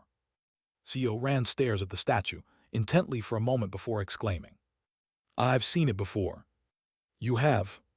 Yes. While reading the history books of the Sea Dragon race in the Sea Dragon Palace, there was an illustration exactly like this. The Sea Dragon race, or rather most of the dragon races including the Sea Dragon race, are descendants of the entering Nirvana true dragon whose remains are left in the bright cold realm. According to the history books, one of the true dragon's bloodlines mixed with the black dragon's bloodline, leading to the birth of the black dragon race. Some members of this race crossed into the ancient force realm and mutated into the Sea Dragon race, marking the beginning. After that, the Sea Dragon race born in the ancient force realm descended and spread its lineage in numerous lower realms for some reason. I think I understand the meaning of lofty dragon, ancient force, beneath myriad realms. It means that the seed of the Sea Dragon, born from lofty dragon true person, blossomed in the ancient force realm and scattered into the countless lower realms. However, there is something strange. But why is there blood yin before lofty dragon? No matter how much I think about it, blood yin doesn't seem to have any relation to the dragon race. At that moment, Seo Ran speaks with an excited expression. This is truly a historical treasure of immense value to the Sea Dragon race. To think I'd see a treasure mentioned in the history books in real life. What is it that makes you so excited? This is the Jade Seal, imperial seal of the first Sea Dragon King, Ya-Eum Purple Yin. Even the Jade Seals currently scattered throughout the world. In other words, even the one grandfather Seo Hwa holds as a symbol of the Sea Dragon King's authority in the head realm are just replicas of this purple soul Jade Seal, Chinese letter, Chinese letter, Chinese letter, Chinese letter. How incredible. With an incredibly excited expression, Seo Ran clings to the Sea Dragon statue called Purple Soul Jade Seal as if he would lick it. Watching him, I suddenly have a question and ask. So the first Sea Dragon King doesn't have the Chinese letter /Seo, lit, auspicious surname. Yes. The first Sea Dragon King used the surname Ya, Chinese letter /Purple. However, since all of his descendants, the Sea Dragon race, carry his blood, it doesn't matter much.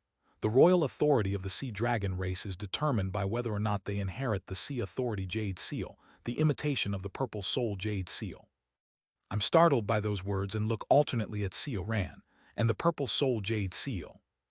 Then, since you have obtained the first Sea Dragon King's Jade Seal. That's not the case.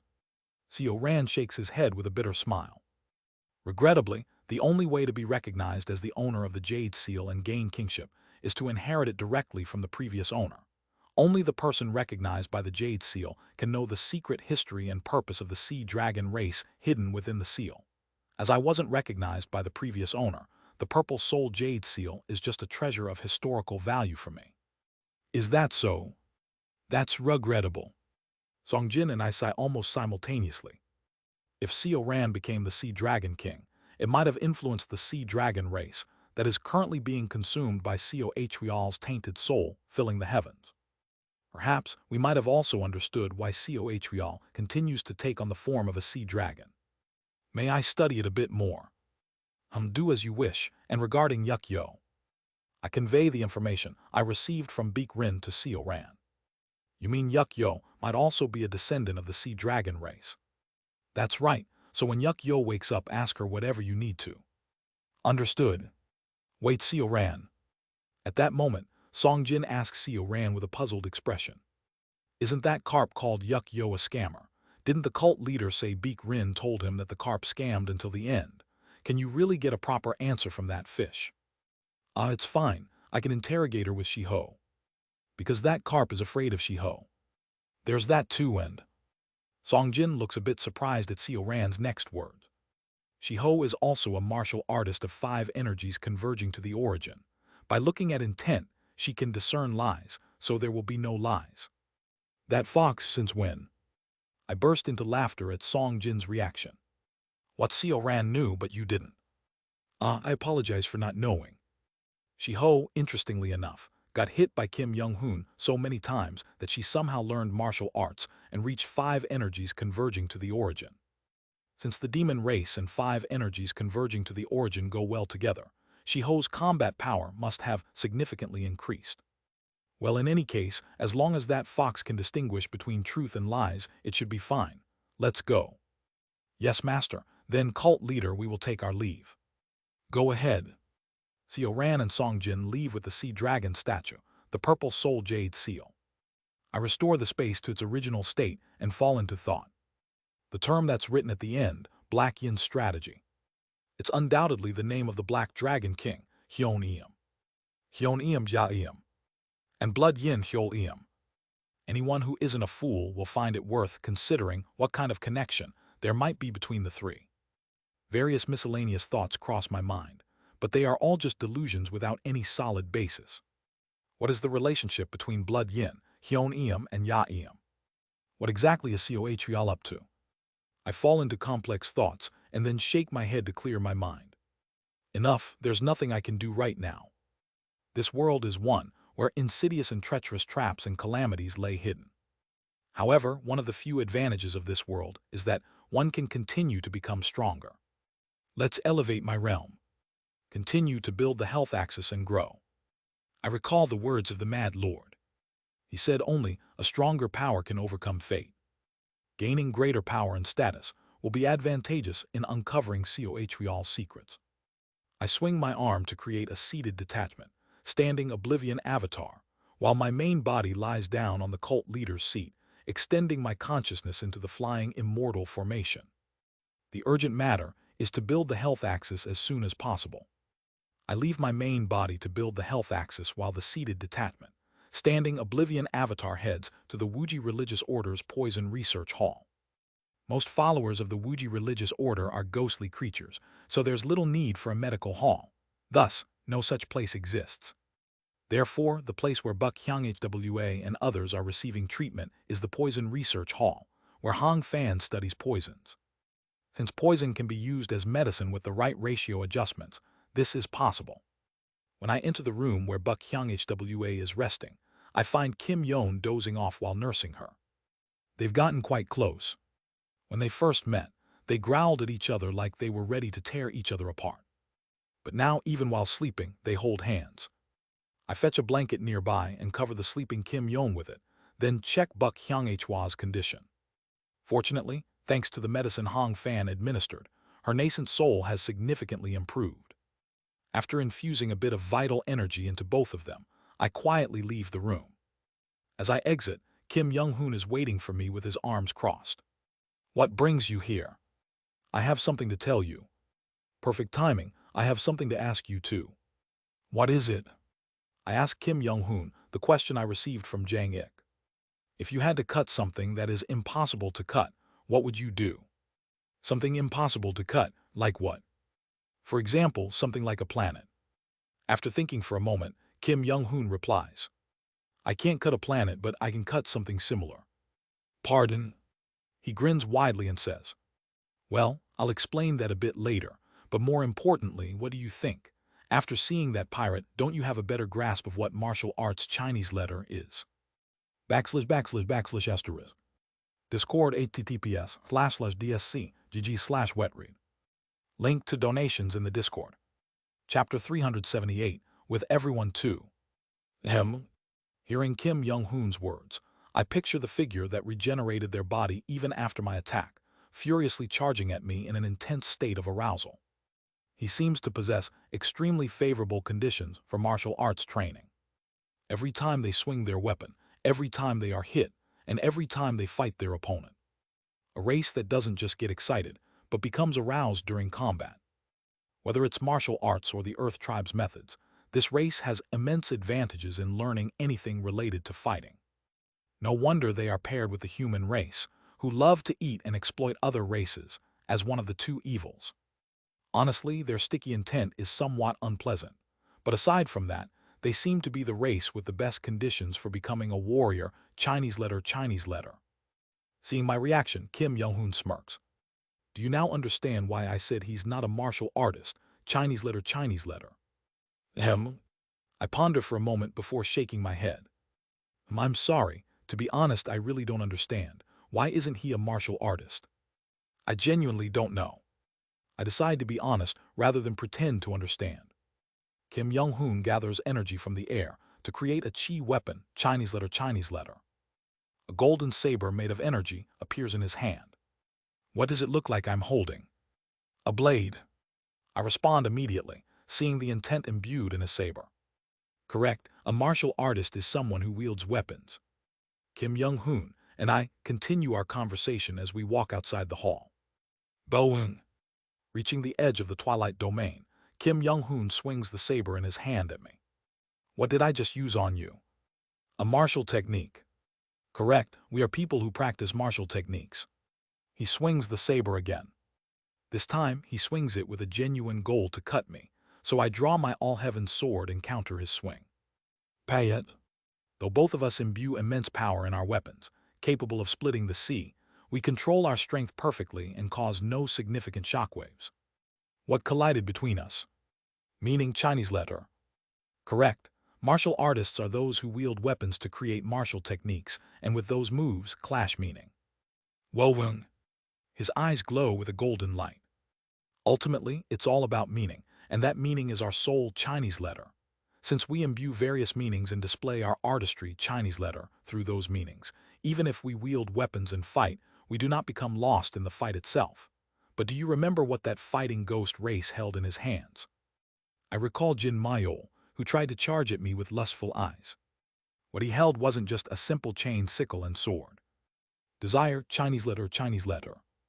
He was enveloped in sticky lust, Chinese letter, and completely lost in it. I see. I finally understand what Kim Young-hoon is trying to convey. Are you trying to convey that martial arts Chinese letter is about what you imbue into your weapon? Something like that. It reminds me of an incident from before. Come down. Tuong. After saying so, Kim Young-hoon descends downward. It's the deep sea of the ancient force realm. Tuong. He still manages to step on the dimension above the deep sea like before.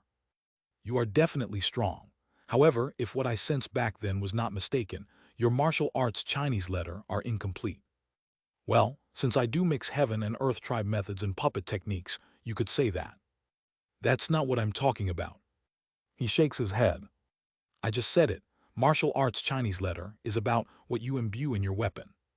Yes, you did. But how many weapons do you have? Sploosh splash. The surface of the dimension ripples as the deep sea beneath Kim Young-hoon's feet quivers. Last time, I pondered why you couldn't step on the surface of this dimension. At our level, this shouldn't be so difficult, yet you struggled. So I pondered and soon found the answer. He smiles.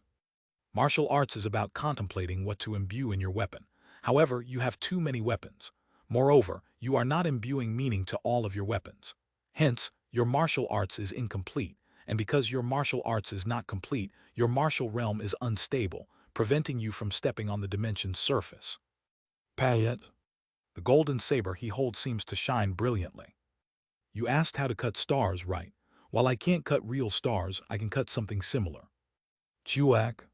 As he swings the saber, the sea appears to ripple and split, revealing countless fragments of worlds beneath the dimensional sea.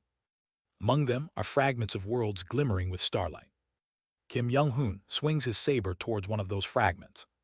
He spins once in the air. His saber traces a circle. The next moment, the starlight is cleaved. Following the trajectory of the circle he drew, the light in this sea domain splits. Rip. Split sky, Chinese letter, Chinese letter. An illusion of the sky splitting in two appears throughout the entire sea domain. Kim Young-hoon wipes his sweat and laughs heartily. I know you have many weapons, and you properly imbue meaning into at least 3 or 4 of them, but you don't imbue meaning into the other miscellaneous ones. So, either discard all the miscellaneous ones, or if you don't want to discard them, make all of them truly yours. If you do that, I feel like I am catching a clue on how to solve Jang Ik's task through Kim Young-hoon. You'll be able to sufficiently cut starlight. Chua. The split sky returns to normal. A divine skill, Chinese letter, where he didn't cut the space itself, but merely the light within it. I bow my head to Kim Young-hoon in gratitude. Thank you for your guidance. I have found the path I need to take. As expected. After bowing to Kim Young-hoon, I draw the pado in my heart essence. The greenish pado is held in my hands. I have the confidence to shatter an entire sea domain with a single swing of this pado. No, not merely a sea domain. As Jang Ik said, I could even split a star. However, I don't use the Pado for such things. Instead, I swing the Pado towards Kim Young-hoon's heart essence. Quang! Jang Ik's Pado plunges into Kim Young-hoon's heart essence. It seems to embed itself into the head of the Peng bird, and then disappears into the Peng's body. He blinks and asks, "What's this? It doesn't seem to be your heart essence." Try infusing your heart essence into the Pado and communicate with it. You'll meet an interesting person. Jang Ik's disciple should be Kim Young-hoon. Thank you for the advice. I'll be on my way now. After delivering Jang Ik's single strike to Kim Young-hoon and giving him a clue to communicate with Jang Ik, I return. It's a brief moment, but what I gained from Kim Young-hoon is immense. Yes, he's right. I have learned too much in my current state. Then, can I assign meaning to all those things and use them properly? No. I thought I had unified heaven and earth tribe methods and martial arts while creating the sword formation with Hong Suryo. But in hindsight, it wasn't unification. It was merely creating another weapon. I wield the all-heaven sword and start performing the severing mountain swordsmanship from beginning to end in a simplified manner. From the first move, transcending peaks, to the 30th move, deep mountain emerging Tao. It's time to create the 31st move. I head to the Wuji Religious Hall's training grounds and begin organizing everything I have learned so far.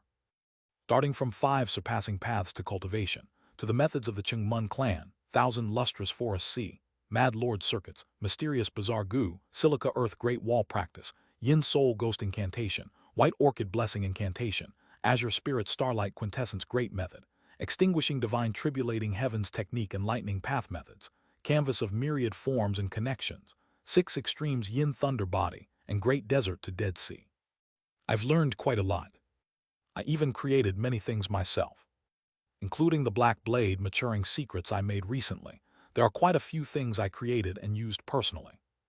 I recall countless method formulas and reflect on Kim Young-hoon's words. I have many weapons, but I don't imbue meaning into all of them. Then what should I do? How can I imbue meaning into my weapons? There's only one way. I unfold the Severing Mountain swordsmanship. And in accordance with the moves of Severing Mountain swordsmanship, I begin to compare the method formula of numerous cultivation methods. I will meld all my methods into one. And I will unify cultivation methods and martial arts techniques. It isn't just about melding heaven, earth, and heart, as in the latter part of Severing Mountain swordsmanship. It will be a process of integrating everything I have learned so far into one. Let's begin. To cut down a star. And to move forward. No matter how many years it takes, even if I have to undergo hellish training, I must achieve it. And with that, 10 years pass. It's not easy.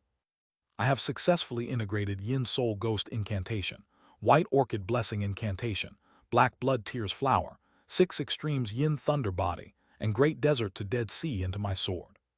But swordsmanship consists of martial techniques. Even if such cultivation methods are all incorporated into a single movement, a sequence of movements coming together forms a martial technique. And in the linkage and connection of all those martial techniques, I must incorporate the cultivation methods into each and every one of the changes that are created. It's so far away. Honestly, I started this recklessly, and I have no idea when it will end. But I continue with the process. 20 years have passed.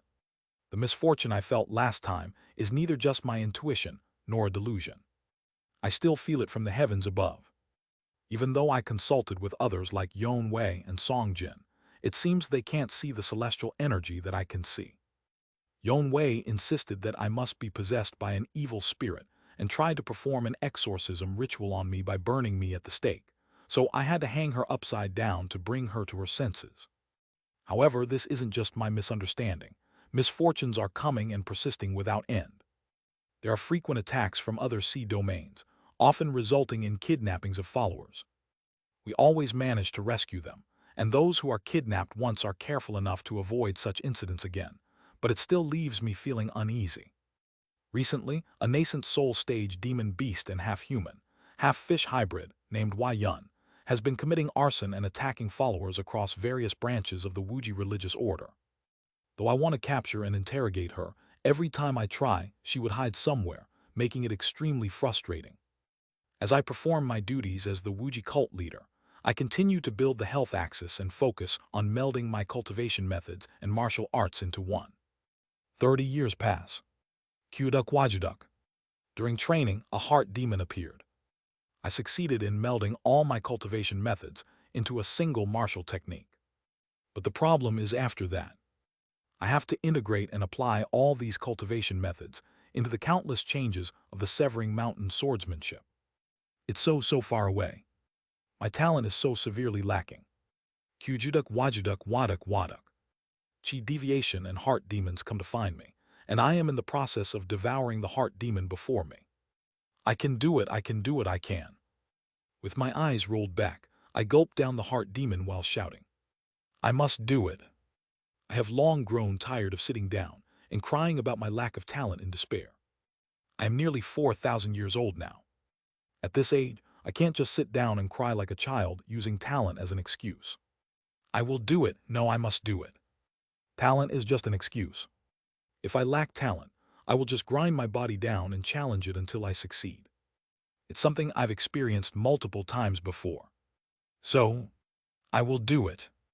Without sitting down, I stand up, wield my sword, and continue melting my cultivation methods. 40 years have passed. It seems that once I immerse myself in training, my characteristic is to fall into madness. At some point, I started accelerating my mind in training as I did a long time ago. When I finally come to my senses, I can't tell how much time has passed. What's clear is that while melding all my cultivation methods into the Severing Mountain swordsmanship, I felt like I didn't have enough time. How many times have I repeated this insanity? I am confident that I have melded all my cultivation methods into the initial moves of Severing Mountain swordsmanship, from the 1st to 12th. Now, only the middle and late sections remain. Let's go, let's go. I continue integrating cultivation methods while hunting deep-sea monsters. 50 years pass. How many times have I gone mad while fighting deep-sea monsters and building the health axis? Finally, I succeeded in integrating all my cultivation methods into all 30 moves of Severing Mountain swordsmanship. Now, the only task left is to meld my cultivation methods into the hundreds of thousands of changes and connections of Severing Mountain swordsmanship. Kerahata. Kyojujujuduk. I tear off the face of a heart demon that is lingering and bothering me, and at the same time smash in the head of a deep-sea monster to extract an ancient stone. Surprisingly, this deep-sea monster must have been quite strong, as there is a huge ancient stone embedded in its head, and at the center of the stone is a rare supervisory jade. Humming, I extract the supervisory jade and see my face reflected on it. Why is it? I feel that my appearance resembles Jin Mayol, who charged at me like crazy. Then does that mean I am not a martial artist? Is what I am doing not martial arts? I think of asking Kim Young-hoon if I am a martial artist or not, but then I remember that Kim Young-hoon hasn't been seen recently. He's probably in a secluded place communicating with Jang Ik. With his talent, how would Jang Ik react? What enlightenment would he gain from Jang Ik? Could he surpass the barrier, enter seated detachment, standing oblivion, and show me hope for the next realm? While thinking such thoughts, I feel pathetic about myself. It's disdain for myself, thinking that Kim Young-hoon would go to the next realm first and then tell me about it. And with that disdain, I realize that I am still a martial artist. The very desire for the next realm, the very yearning for a higher level of martial arts, makes me realize I am different from Jin Mayol. The fighting steps of the fighting ghost race are filled with nothing but lust, but my martial arts are filled with a longing for a higher place.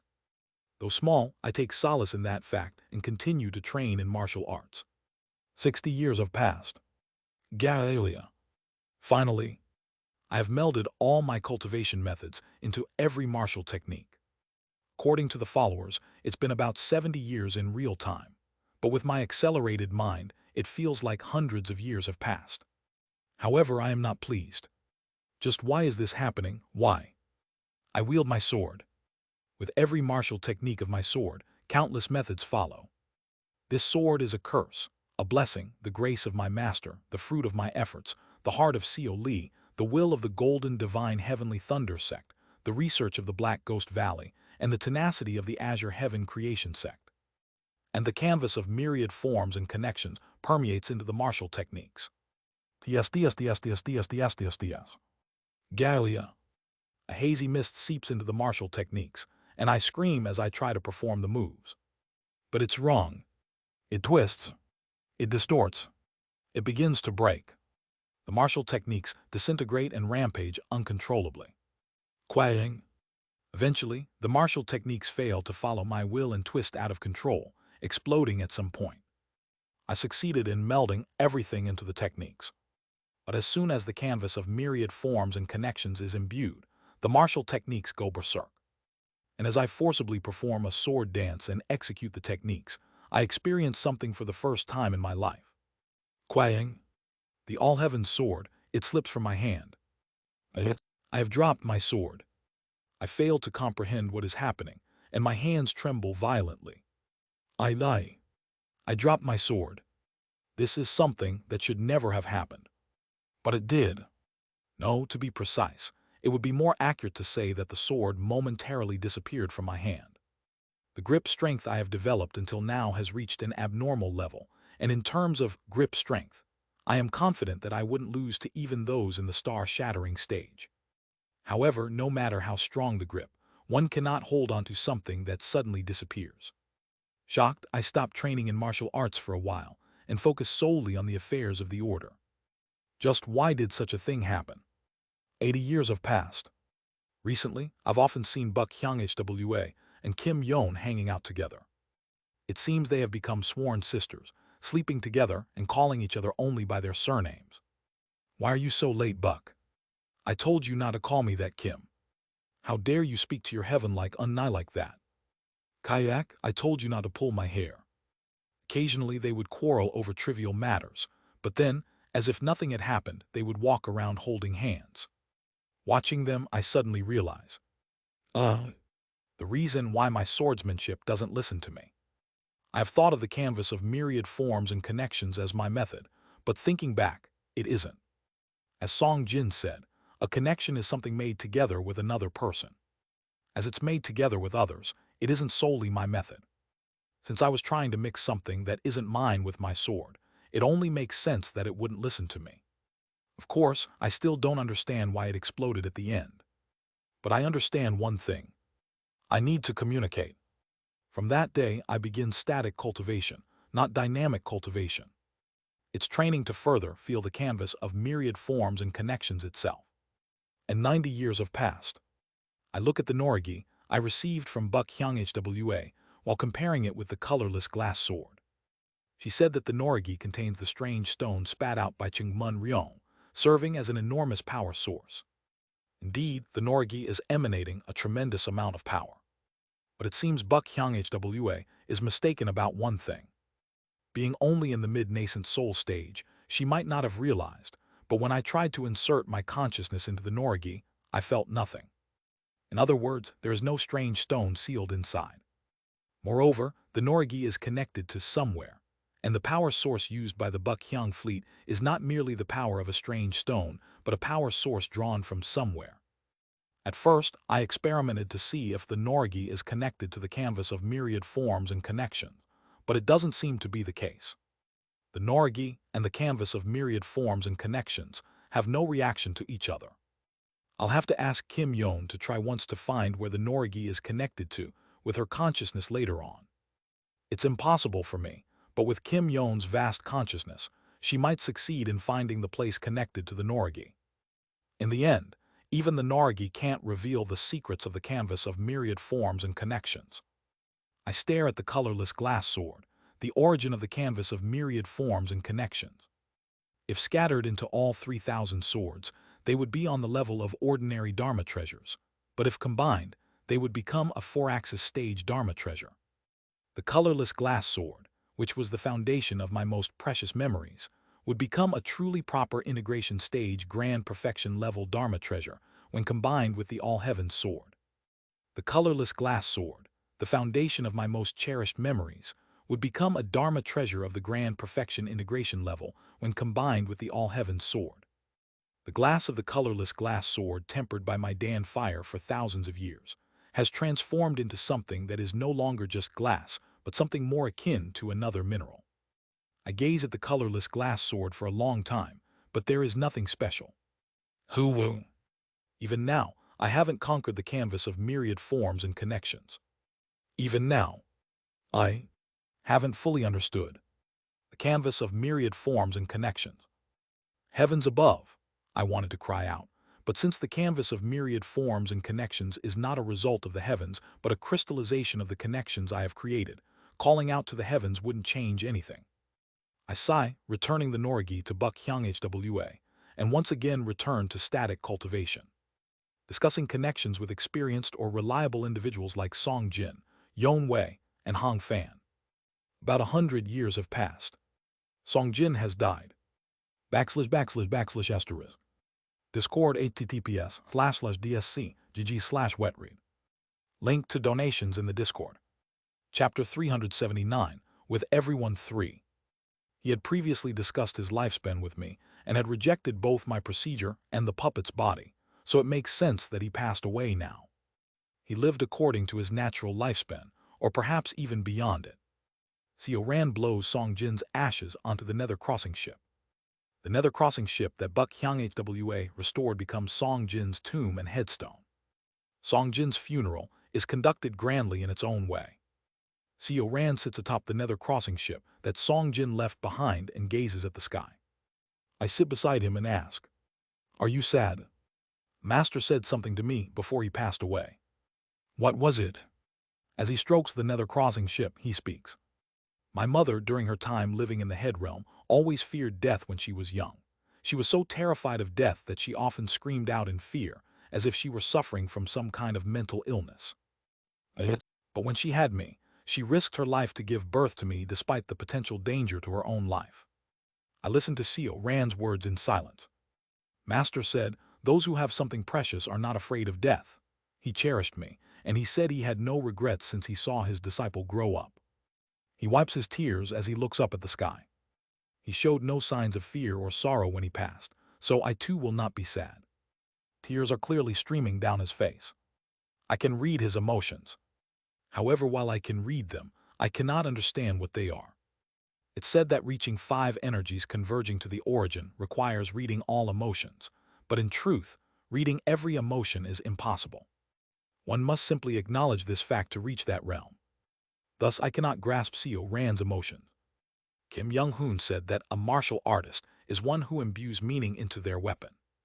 If so, is a master who entrusts everything to their disciple also a martial artist?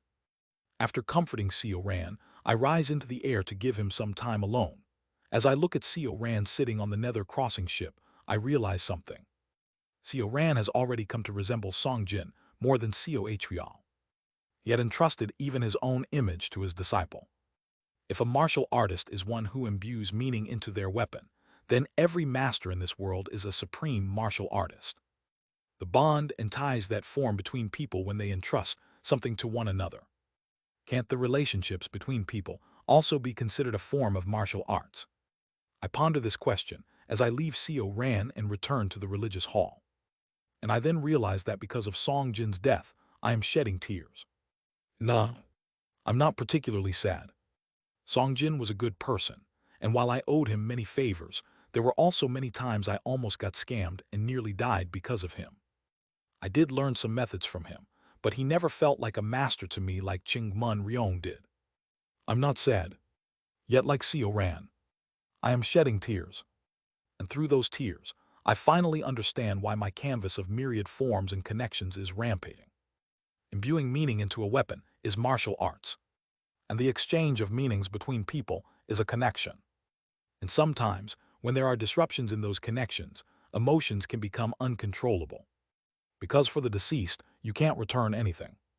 When you have received much from the deceased, those many things overflow as emotion. The same is true for my canvas of myriad forms and connection. I have received too much from those of my past lives. However, there are many things I can no longer return. I succeeded in imbuing meaning into my weapon. However, it was an overflow of meaning. Having received too many favors, my sword is running wild and exploding. I do not hold the frenzied sword, but quietly mourn for Song Jin. Even if I hadn't received much from him, even if my connection with him wasn't deep, he was undoubtedly one of my connections. And so, several decades pass once more. Kagagugugu. A heavenly tribulation sweeps through the twilight domain. Kwajijijik. Seo Ran is breaking through to the next realm. After enduring some time under the heavenly tribulation, Seo Ran finally showcases his cultivation at the mid-heavenly being stage. Congratulations, Seo Ran. I smile as I look upon Seo Ran, who is now perfectly transformed into a human form, with none of the characteristics of the demon race. Following my praise, others also shower Seo Ran with congratulations. In the spiritual energy-rich ancient force realm, Seo Ran acquired a seed of madness after Song Jin's death. Eventually, Seo Ran used that seed to rise very quickly to the mid-heavenly being stage. However, Seo Ran doesn't seem particularly happy about his breakthrough. I'm not that great, the truly amazing one is, Shiho. No sooner after Seo Ran finishes speaking, does an enormous heavenly tribulation strike from afar. Under the shadow of that heavenly tribulation, we see Shiho howling. Shiho, having recently consumed a tremendous spiritual fruit from the ancient force realm's deep sea, saw his cultivation soar and is now reaching the 4-axis stage. How long does thunder and lightning rage in the sky? When we fly to his location after some time, we see Shiho barely getting up, coughing blood. Hong Fan, standing nearby, says while smiling. He almost died enduring the lightning tribulation, but sir, Shiho successfully reached the 4-axis stage. When Shiho sees us, he runs crying to Seo Ran. Yua Si Ran, I almost died. Seo Ran looks like he is about to lose his mind, but whether he has given up or accepted it, he no longer exudes the disgusted intent he used to. I laugh heartily and congratulate the two who have safely overcome their heavenly tribulations. Both of you have successfully passed your heavenly tribulations. It's a great blessing for our Wuji religious order. Thank you. Thank you, cult leader. And, cult leader, may you also safely overcome the lightning tribulation. All right. I turn my head to look behind me. At the center of the Wuji religious order. On the roof of the Wuji religious hall. There, my true body is preparing to face the heavenly tribulation. Now then, shall I take on the heavenly tribulation? After about 120 years, I have finally completed the health axis. Unlike before, I built it very quickly by receiving lifespans in 100 and 200-year increments from the lower realm beings instead of the previous 10 years. Now then, I shall complete my axis. Payet. I reabsorb my seated detachment, standing Oblivion avatar back into my main body. Welwung. I draw the dragon vein of Black Island through the twilight domain. An overwhelming strength surges around me. After surrounding myself with 12 flames created from the ancient force realm's energy, I close my eyes. I offer a ritual to the ancient force realm. O great realm of ancient force. I tear apart 10,000 years of my lifespan. Kagaguguk. And I convert that 10,000 years of lifespan entirely into the health axis. Payet.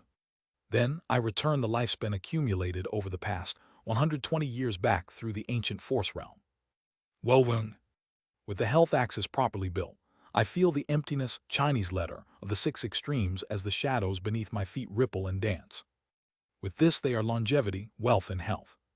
I have built 3 axes, and my sense of the 6 extremes has become clearer than ever before. Previously, the 6 extremes had been mere shadows at my feet, but now they have risen around me, circling like eerie ghosts. What used to be the 6 extremes yin thunder body that spewed black lightning now no longer emits lightning. They merely hover around me ominously, as if hungry and starving. However, I pay them no mind and embrace the axes of longevity, wealth, and health into my bosom. Thus, I enter the late 4-axis stage. Kurung kurururung. Blue and gold lightning stir in the sky. Though there is no sky, that bothersome heavenly tribulation still occurs even in the ancient force realm. A terrifyingly powerful heavenly tribulation descends upon me. But when I move my hand, the black clouds releasing the heavenly tribulation tears apart with a massive hole, and the tribulation disperses. The countless ghostly creatures of the Wuji religious order witnesses this and cry out in jubilation. Kiyuaga. Jia. A heavenly tribulation at the 4-axis stage is no longer that frightening. Honestly, heavenly tribulations have long become akin to celebratory fireworks marking my advancement in cultivation. However, from the integration stage, heavenly tribulations become somewhat more challenging to deal with, and starting from the star-shattering stage, the severity of heavenly tribulations escalates to a level where it practically commands you to perish. Thus, the fear of heavenly tribulation should never be fully discarded. Weighing, I close my eyes and float the three axes around me. The six extremes axes has only taken shape and lacks any attraction force or spiritual force, making it essentially non-existent. It seems the six extremes axes can only be completed when the five blessings axes are completed. Just as how the shadow darkens the brighter the light. The three axes draw face. TL/N, face as in mathematical terms. In any case, it is now possible to unfold the four-axis canopy. I extend my hand over the face. Well then, given that the four-axis method I practice is the Great Desert to Dead Sea, my four-axis canopy is somewhat predetermined. Chuea, the image of an endless ashen gray desert appears over the face. This desert, devoid of both sky and land, only filled with an ashen exterior, looks like the outskirts of the netherworld. This is the appearance inside my four-axis canopy. But I can put in at least one or two things that I want. Well then, I float the canvas of myriad forms and connections over the desolate desert. Countless connections from the canvas of myriad forms and connections rise to the sky, coloring the world. The connections emit light. The light they emit, resembling aurora borealis, illuminates the desert. Of course, to others, it will merely appear as a dull desert covered with hazy clouds, becoming even gloomier, but that doesn't matter to me. In any case, the interior of this four-axis canopy is now my world. Well then, I unfold the four-axis canopy. The land of the endless desert covers the surroundings. Typically, a four-axis stage could not cover even a tenth of the twilight domain with their four-axis canopy, but perhaps it's thanks to vast cold's heavenly circle and the six extremes axes. Or maybe due to the presence of the three great ultimates. Akin to a cultivator at the integration stage, I managed to cover the entire twilight domain with my four-axis canopy. Everyone listen, today this seat has an important announcement to make. All the ghostly creatures of the religious order, listen attentively at my words. Why of all days did those who could endure heavenly tribulation and advance in cultivation do so today?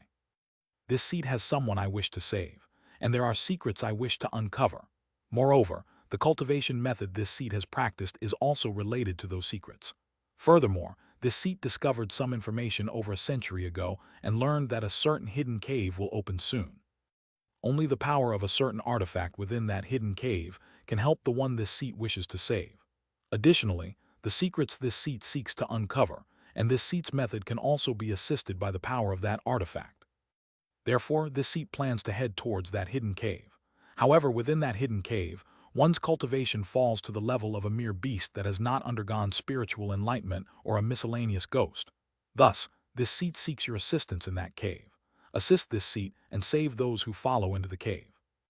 This matter is not so much related to our order but is a personal affair of this seat, so it is not a command. Those who wish to come may come, and those who do not wish to come may stay. This seat no, I not as the cult leader but as a fellow follower of the Wuji religious order ask you, will you help me? In 3 days. According to Yuk-Rin, Pinglai Island will open. The salt mountain within Pinglai Island. And the countless treasures, the ritual worship scriptures for Axis Foundation practice, among them the ritual worship scripture of love of virtue, and more. There is so much to gain. According to the information provided by Yuk-Rin, it is a very dangerous place. Even if our cultivation is restricted, it wouldn't matter for me or Kim Young-hoon, but there seems to be limitations that neither my nor Kim Young-hoon's martial power can resolve. Therefore, I proclaim to the entire Wuji religious order to resolve this with the numbers of the order. And shortly after my proclamation, the ghostly creatures and the demon race, who have joined the Wuji religious order in the ancient force realm cheer in unison. We believe, O cult leader, of course we shall follow. We believe that we will be shown another miracle.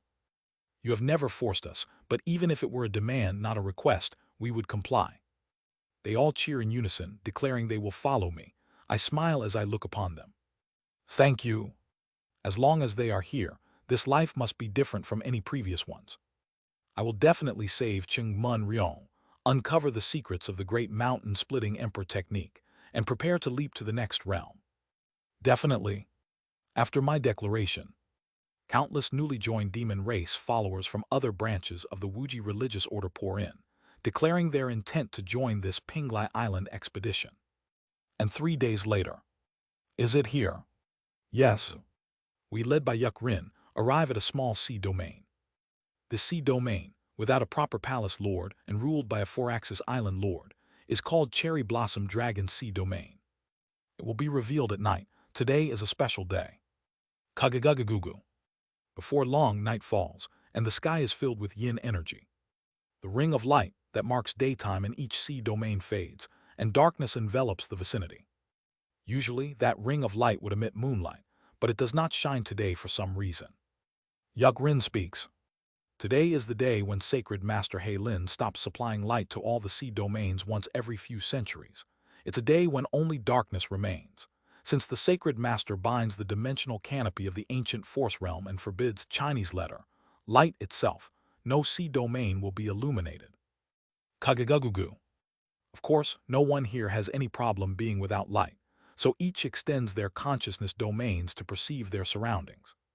And then we see the deep sea ahead suddenly starting to split. The island that only appears on the day when light does not shine, that is Pinglai Island. I lead the twilight domain toward the splitting deep sea. Just like the storage scroll of lofty dragon true person, it seems hidden caves only reveal their entrances on days when light does not shine. While pondering idle thoughts, I move the entire twilight domain over the fully split gap of the deep sea. Can you see below? Kagagugu. Below the deep sea, something massive, like a giant barrier, is caught within the scope of my consciousness. That barrier is Pinglai Island. As the Sacred Master's rules do not apply inside, there is a separate light source. Do not be surprised if it suddenly becomes bright. Thanks for the detailed information. Following Yuk Rin's explanation, I send the twilight domain down towards the barrier. Since the entire Wuji religious order is heading to Pinglai Island, I brought the entire twilight domain with me. In other words, the benefits for the entire Wuji religious order are hanging on this trip to Pinglai Island. My shoulders are heavy. Perhaps it's because of my thoughts of carrying the entire Wuji religious order. For some reason, my shoulders feel stiff. Kagagagugu. It's just when the twilight domain is almost about to approach the barrier. Chwak. From one side of the split deep sea, a familiar ship suddenly appears. That's the Salt Bones ship of the fighting demon pirate gang. Yuk Rin's face scrunches at the sight. Damn it, what are you doing? Stop those bastards. The structure of Pinglai Island is such that the ones who enter first gain the advantage. With my expression becoming serious at his words, I launch sword energy. But at that moment, from behind the Salt Bones ship, a huge darkness seems to rise, and several deep-sea monsters emerge. The fighting demon pirate gang has brought along a horde of deep-sea monsters. And while we are dealing with the deep-sea monsters, the fighting demon pirate gang enters the barrier of Pinglai Island slightly ahead of the twilight domain. Chwak. Our twilight domain also enters the barrier shortly after, but Yuk Rin remarks sarcastically. Well, what can we do? It seems those thieves will gain more benefits. Be quiet. Kagagagugu. When the twilight domain finally fully enters the barrier, I open my eyes wide at the sight before me. It's a colossal salt mountain. At the top of the salt mountain is a pure white palace made entirely of salt crystals, and the salt mountain suddenly emits a bright white light. Then all of us, including myself, lose consciousness. Blink. I open my eyes. Where is this? // Discord https://dsc gg/wetread. Link to donations in the Discord. Chapter 380, with everyone 4. 1 HL/big/next/static/media/E11418 AC 562 B8 AC 1S P WAF2 font cross origin type font/WAF22 chel/big/next/static/CSS/ 5640 EC94 B41 E1 DC8 CSS style 3 HL/big/next/static/CSS/46 DDF 1B70D0 E73 F2 CSS style 4 Chel /book /next /static /css /e034a57a71b6bf6e css. Style 5 i9459. 8 i23213. B i38317. I75184. 9 series. A Regressor's Tale of Cultivation. DA Chapter 380 DF 0 null $L5 null build ID XWVX098JZI8YD0A8 asset prefix. Initial canonical URL /series /A Regressor's Tale of Cultivation /chapter 380 initial tree. Children use /header. Children. This page could not be found. $div null style font family system UI /Sego UI /Roboto Helvetica Arial sans serif /Apple color emoji /Sego UI emoji height 100 VH text align center display flex direction column align items center justify content center children $div null children $style null dangerously set inner HTML /HTML body color #000 background #FFF margin 0 next error H1 border right 1 px solid RGBA 0003 at media prefers color scheme dark body color #FFF background #000 next error H1 border right 1 px solid RGBA 255 3 H1 null class name next error H1 style display inline block margin 020 px 00 padding 023 px 00 font size 24 font weight 500 vertical align top line height 49 px children $404 div null style display inline block children H2 null style font size 14 font weight 400 line height 49 px margin 0 children this pay could not be found not found styles $link 0 rel stylesheet href /book /next /static /css /5640 ec94 b41 e1 dc8 css precedence next cross origin $undefined $link 1 rel stylesheet href /book /next /static /css /46 data f1 b70 d0 e73 f2 css precedence next cross origin $undefined $link 2 rel stylesheet href /book /next /static /css /e034 a57 a71 b6 bf6 e css precedence next cross origin $undefined null could be intercepted false initial head null $ld global error component I3892 2421 static /chunk /2421 add for BFF3 FDC8 E7 FD4 JS 7386 static /chunk /7386 AAA 5428 A4 add 926 JS 9113 static /chunk /9113 4046 2568 static /chunk /27324865 -61 A64 A58 E427160 JS 792 static /chunk /84 FBFE7 F9 Ka45B 80B 8648 IA JS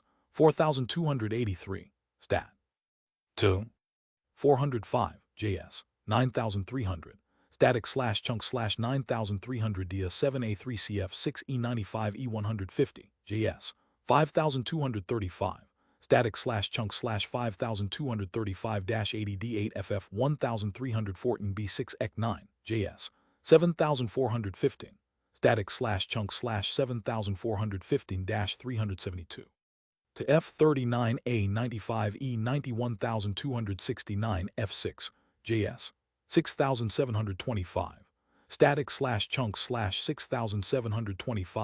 /6725-7724 data 0 add 616 A82 GS 5307 static /chunk /5307-6 A 25900 FOF 76330 JS 8856 static /chunk /8856-983522 F07 D5 BD35 AJS 9109 to C5 E626 FA81 JS default 12 84360 2568 static slash chunk slash 27,324,865 dash 61 A64 A58 E427,160 JS 792 static slash chunk slash 84 FBFE 7 F9 Ca 45 B80 B 8648 EA JS 4280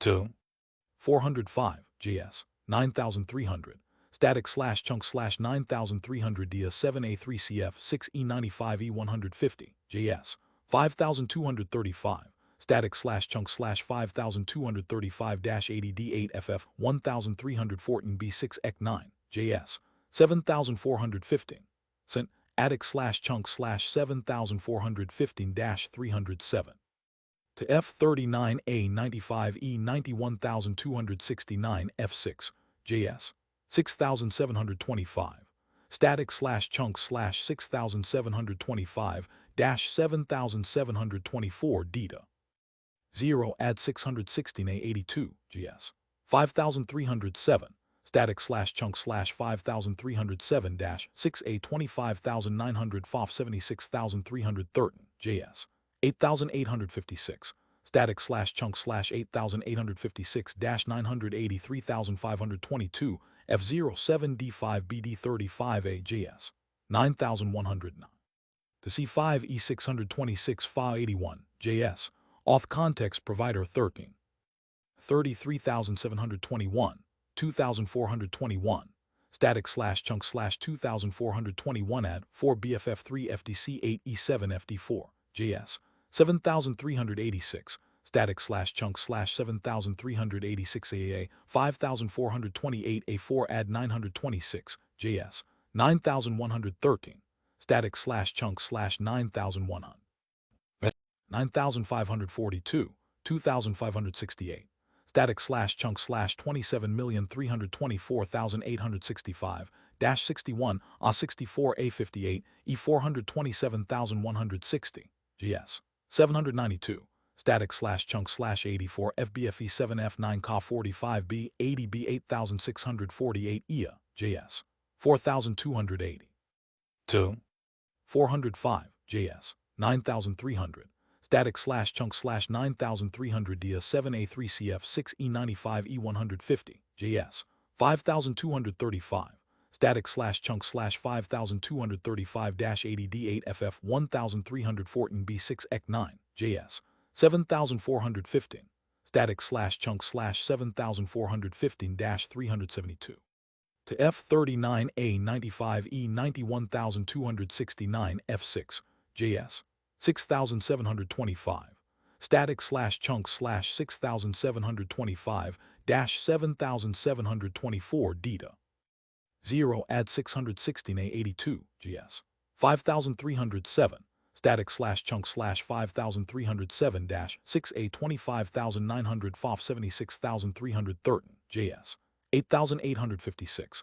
static slash chunk slash 8856 983,522 F07 D5 BD 35 AJS 9109 to C5 E626 FA 81 JS header provider 15 97,581 2,568 static slash chunk slash 27,324,865 61 A64 A58 E427,160 yes 792 static slash chunk slash 84 FBFE 7 F9 Ca 45 B 80 B 8648 EA JS 4200 2 405 JS 9300 static slash chunk slash 9300 dia 7A3 CF 6 E95 E150 JS 5235 static slash chunk slash 5235 80 D8 FF 1314 B6 EC9 JS 7415 static slash chunk slash 7415 372 to F39A95 E91269 F6 JS 6725 static slash chunk slash 6725 7724 DETA 0 add 616A82 GS 5307 static slash chunk slash 5307 dash 6A 25900 FOF 76313 JS 8856 static slash chunk slash 8856 dash 983522 F07D5BD35A JS 9109 to C5 E626 FA81 JS default 16 I 30744 2568 static slash chunk slash 27324865 dash 61 A64A58 E427160 GS 792 static slash chunk slash 84 FBFE7F9 Ka45B 80B 8648 IA JS 4200 2 405 JS 9300 static slash chunk slash 9300 dia 7A3CF 6E95 E150 JS 5235 static slash chunk slash 5235 80D8 FF 1314 B6 EC9 JS 7415 static slash chunk slash 7415 372 to F39A 95E 91269 F6 JS 6725 static slash chunk slash 6725 7724 DITA 0 add 616 A82 GS 5307 static slash chunk slash 5307 6A 25900 FOF 76313 JS 8856 static slash chunk slash 8856 983522 F07D5BD35A JS 9109 to C5 E626 FA81 JS default 17 I 46825 2568 static slash chunk slash 27324865 61 A64A58 E427160 GS 792 static slash chunk slash 84 FBFE7F9 Ka45B 80B 8648 IA JS 4200 2 405 JS 9300 static slash chunk slash 9300 dia 7A3CF 6E95 E150 JS 5235 static slash chunk slash 5235 80D8 FF 1314 B6 EC9 JS 7415 static slash chunk slash 7415 372 to F39A 95E 91269 F6 JS 6725 static slash chunk slash 6725 7724 DITA 0 add 616 A82 GS 5307 static slash chunk slash 5307 6A 25900 FOF 76313 JS 8856 static slash chunk slash 8856 983522 F07D5BD35A JS 9109 to C5 E626 FA81 JS default 1C I 49686 2421 static slash chunk slash 2421 add 4 BFF3 FDC 8 E7 FD4 JS 7386 static slash chunk slash 7386 AA 5428 A4 add 926 JS 9113 static slash chunk slash 9100 UI backslash Roboto Helvetica Arial Sans Serif backslash Apple Color Emoji backslash Seago UI Emoji backslash Height 100 VH Text Align Center Display Flex Direction Column Align Items Center Justify Content Center 19 Display Inline Block Margin 020px00 Padding 023px0 0 Font Size 24 Font Weight 500 Vertical Align Top Line Height 49px1a Display Inline block 1b, font size 14, font weight 400, line height 49px, margin 0c $, HTML null class name, \\, class name \3a0388, lang, n, suppress hydration warning true children $, head null children $, $L10 null gobacks. This page could not be found.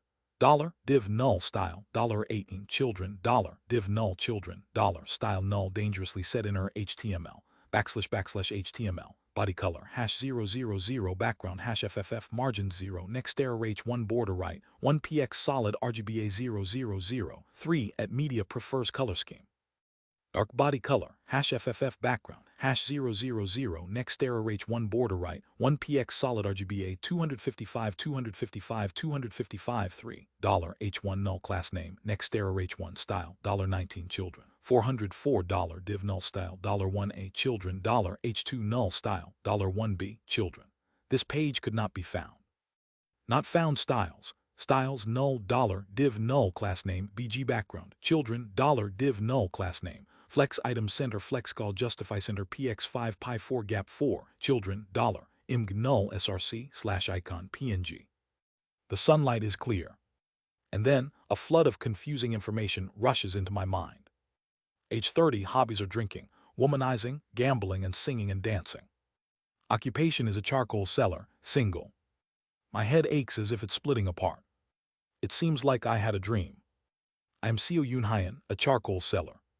But it feels like I had a strange dream while I was asleep. I lived for thousands of years. Flenching.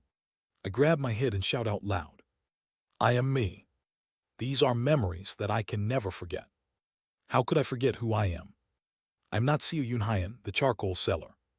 I am Seo Yoon-hyan from the soap company. I am Seo Yoon-hyan. I grab my head and get up from my seat. I haven't forgotten. Just moments ago, I was looking at the slopes of the Salt Mountain outside of Pinglai Island, and I had fainted after being hit by the light emitted from Salt Mountain. Yuk Rin said if you enter Pinglai Island, you will be trapped in an illusion formation and become a character within the formation. And this formation changes every time to fit us. At least this is certain. When Yuk Rin said this, he wasn't lying, and it's a fact we had learned through continuous interrogation for over 100 years. As I clutch my throbbing head and stand up, trying to make sense of the situation. Whispering, whispering, whispering. I hear murmuring sounds from around me. When I come to my senses and look around, I find myself on a small platform in front of a thatched roof house, Choga House. And beyond the low fence of the house, humans who seem to be neighbors are watching me and whispering.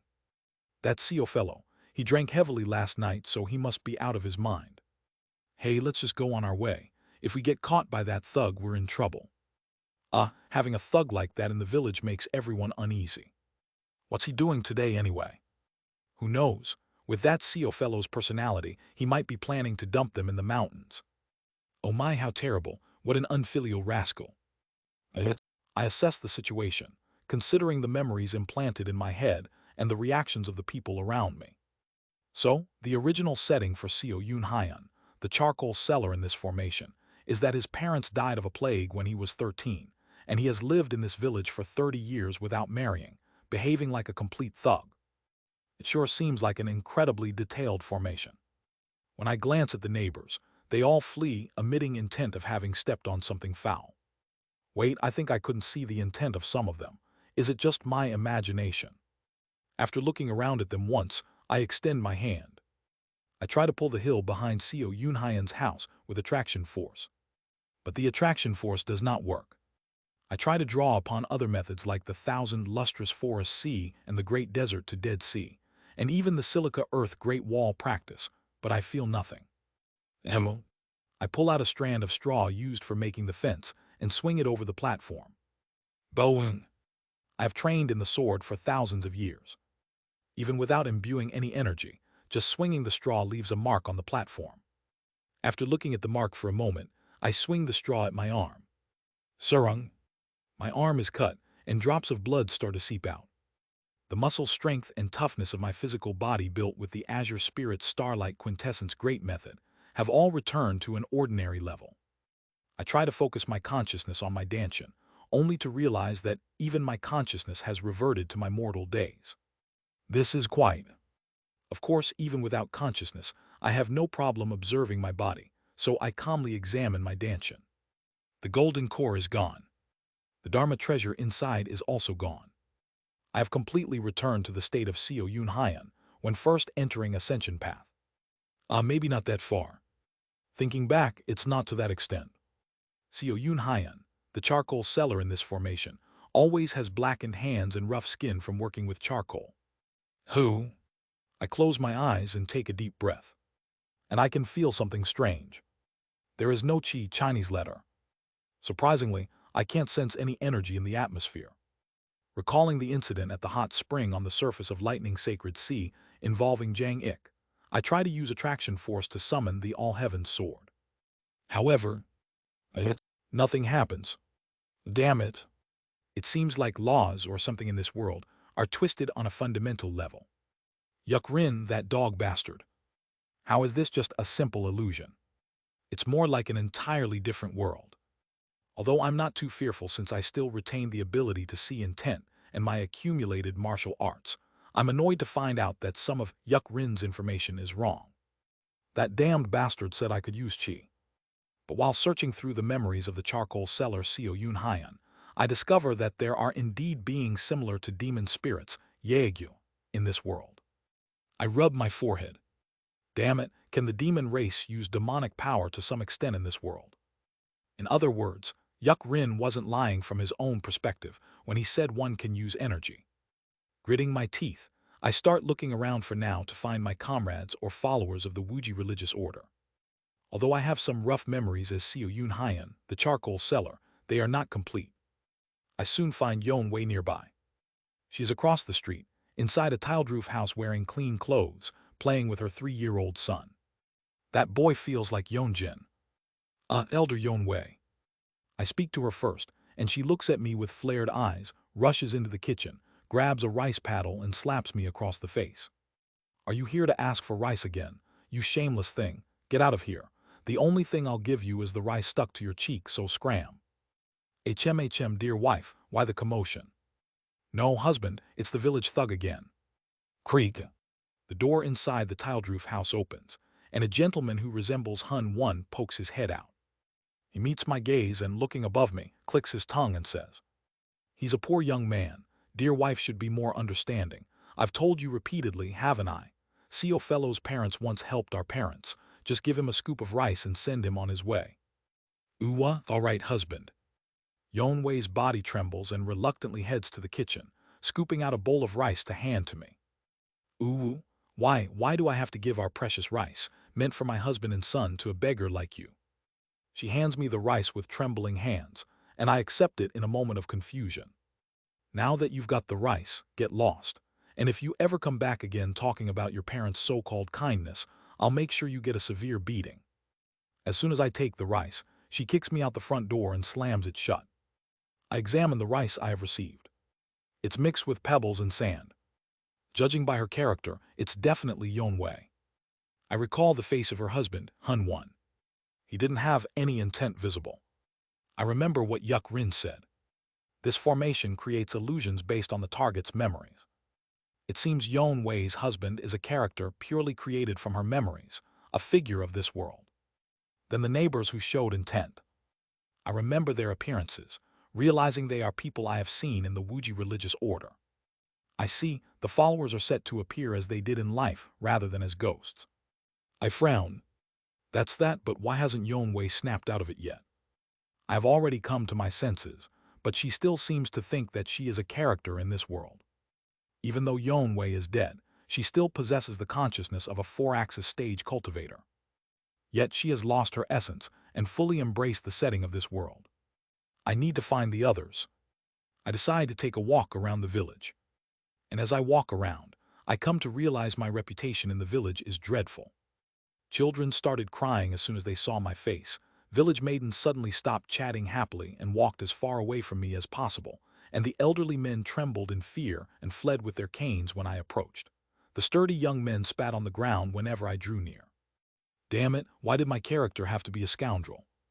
While I am pondering this, I suddenly freeze. Up ahead, I spot Kim Yon and Buck Hyung-hwa. They are walking down the road, laughing together. Their demeanor is so similar to their behavior in the Wuji religious order that I approach them on the off chance that they regain their senses. Excuse me. But as soon as I speak, recoil in fright. Kayak, you scoundrel, what are you trying to do to us? Stay away from Yon Nai, you pervert, What are you plotting now? Kim Yeon retreats with a terrified expression, and Buck Hyung-hwa also steps back but stands protectively in front of her. No, wait, I have something to say. I approach them taken aback by the realization that even Kim Yeon, with her superior consciousness, has not yet broken free from this illusion. If even someone with a vast consciousness like Kim Yeon hasn't snapped out of it, just how can one regain their awareness in this formation? Do they need some kind of stimulus? As I approach, Buck Hyung-hwa's face grows increasingly fierce. She pulls out a small silver knife from her bosom and grips it in her hand. Hey, calm down. I just need to check something for a moment. What are you trying to check? Our underwear, you villain? If you come any closer, I'll swing. No, Buck Hyung-hwa, just put that down for a moment. Go, get your hands off. Boom, boing. Buck Hyung-hwa lets out a sharp cry as she swings the silver knife at me, and I reach out in alarm. Hey, stop swinging that as it's dangerous. I quickly grab Buck Hyung-hwa's hand and restrain her. Kim Yeon, with tears welling up in her eyes, clings to the hem of my pants and begins to plead. Please don't touch our Hyung-hwa, take me instead. No, it's not like that. Just then, boom, I sense something flying towards me from behind, and I quickly turn to catch a flying stone. Oh, you're here too. With a welcoming expression, I wave at the angry man who had thrown the stone. It's Jeon Myo-hoon. Hey Jeon Myo-hoon, do you remember me? However, Jeon Myo-hoon approaches me with an angry face and slaps me across the cheek. It's been a while since I've been hit by this guy. Since the guy is always angry, I speak to see if Jeon Myo-hoon regained his memories. Hey, why are you hitting me all of a sudden? But Jeon Myo-hoon angrily points his finger at me. Shut up, you scoundrel, stop bothering the village maidens. Don't you know the village has been in turmoil because of you? Do you think I'll let it slide just because we were friends before? If you keep causing trouble, I'll ask Newnham to have you expelled from the village. He raises his hand as if to slap me again, but then a woman behind Jeon Myo-hoon pulls him back. No, husband, even so, how can you hit a son in front of his parents? What are you talking about? My body trembles as I look at her. She resembles Jin Sohei. She awkwardly smiles at me while pulling Jeon Myo-hoon back. Haha, hello, we'll be going now. The character resembling Jin Sohei grabs Jeon Myo-hoon's wrist and hurriedly leads him away. Jeon Myo-hoon enters the tiled-roof house where Yeon-wei is. It seems the Newnham Jeon Myo-hoon mentioned is Yeon-wei. Thanks to Jeon Myo-hoon holding me back, Buck Hyung-hwa and Kim Yeon quickly fled and disappeared from my sight. I sigh. Damn. Upon waking up, I found myself as the thug charcoal seller of Pinglai Island. 20T3456. The sunlight is clear. And then, a flood of confusing information rushes into my mind. Age 30, hobbies are drinking, womanizing, gambling, and singing and dancing. Occupation is a charcoal seller, single. My head aches as if it's splitting apart. It seems like I had a dream. I am Seo Yoon-hyun, a charcoal seller. But it feels like I had a strange dream while I was asleep. I lived for thousands of years. Flinching. I grab my head and shout out loud. I am me. These are memories that I can never forget. How could I forget who I am? I'm not Seo Yoon-hyun, the charcoal seller. I am Seo Yoon-hyun from the soap company. I am Seo Yoon-hyun. I grab my head and get up from my seat. I haven't forgotten.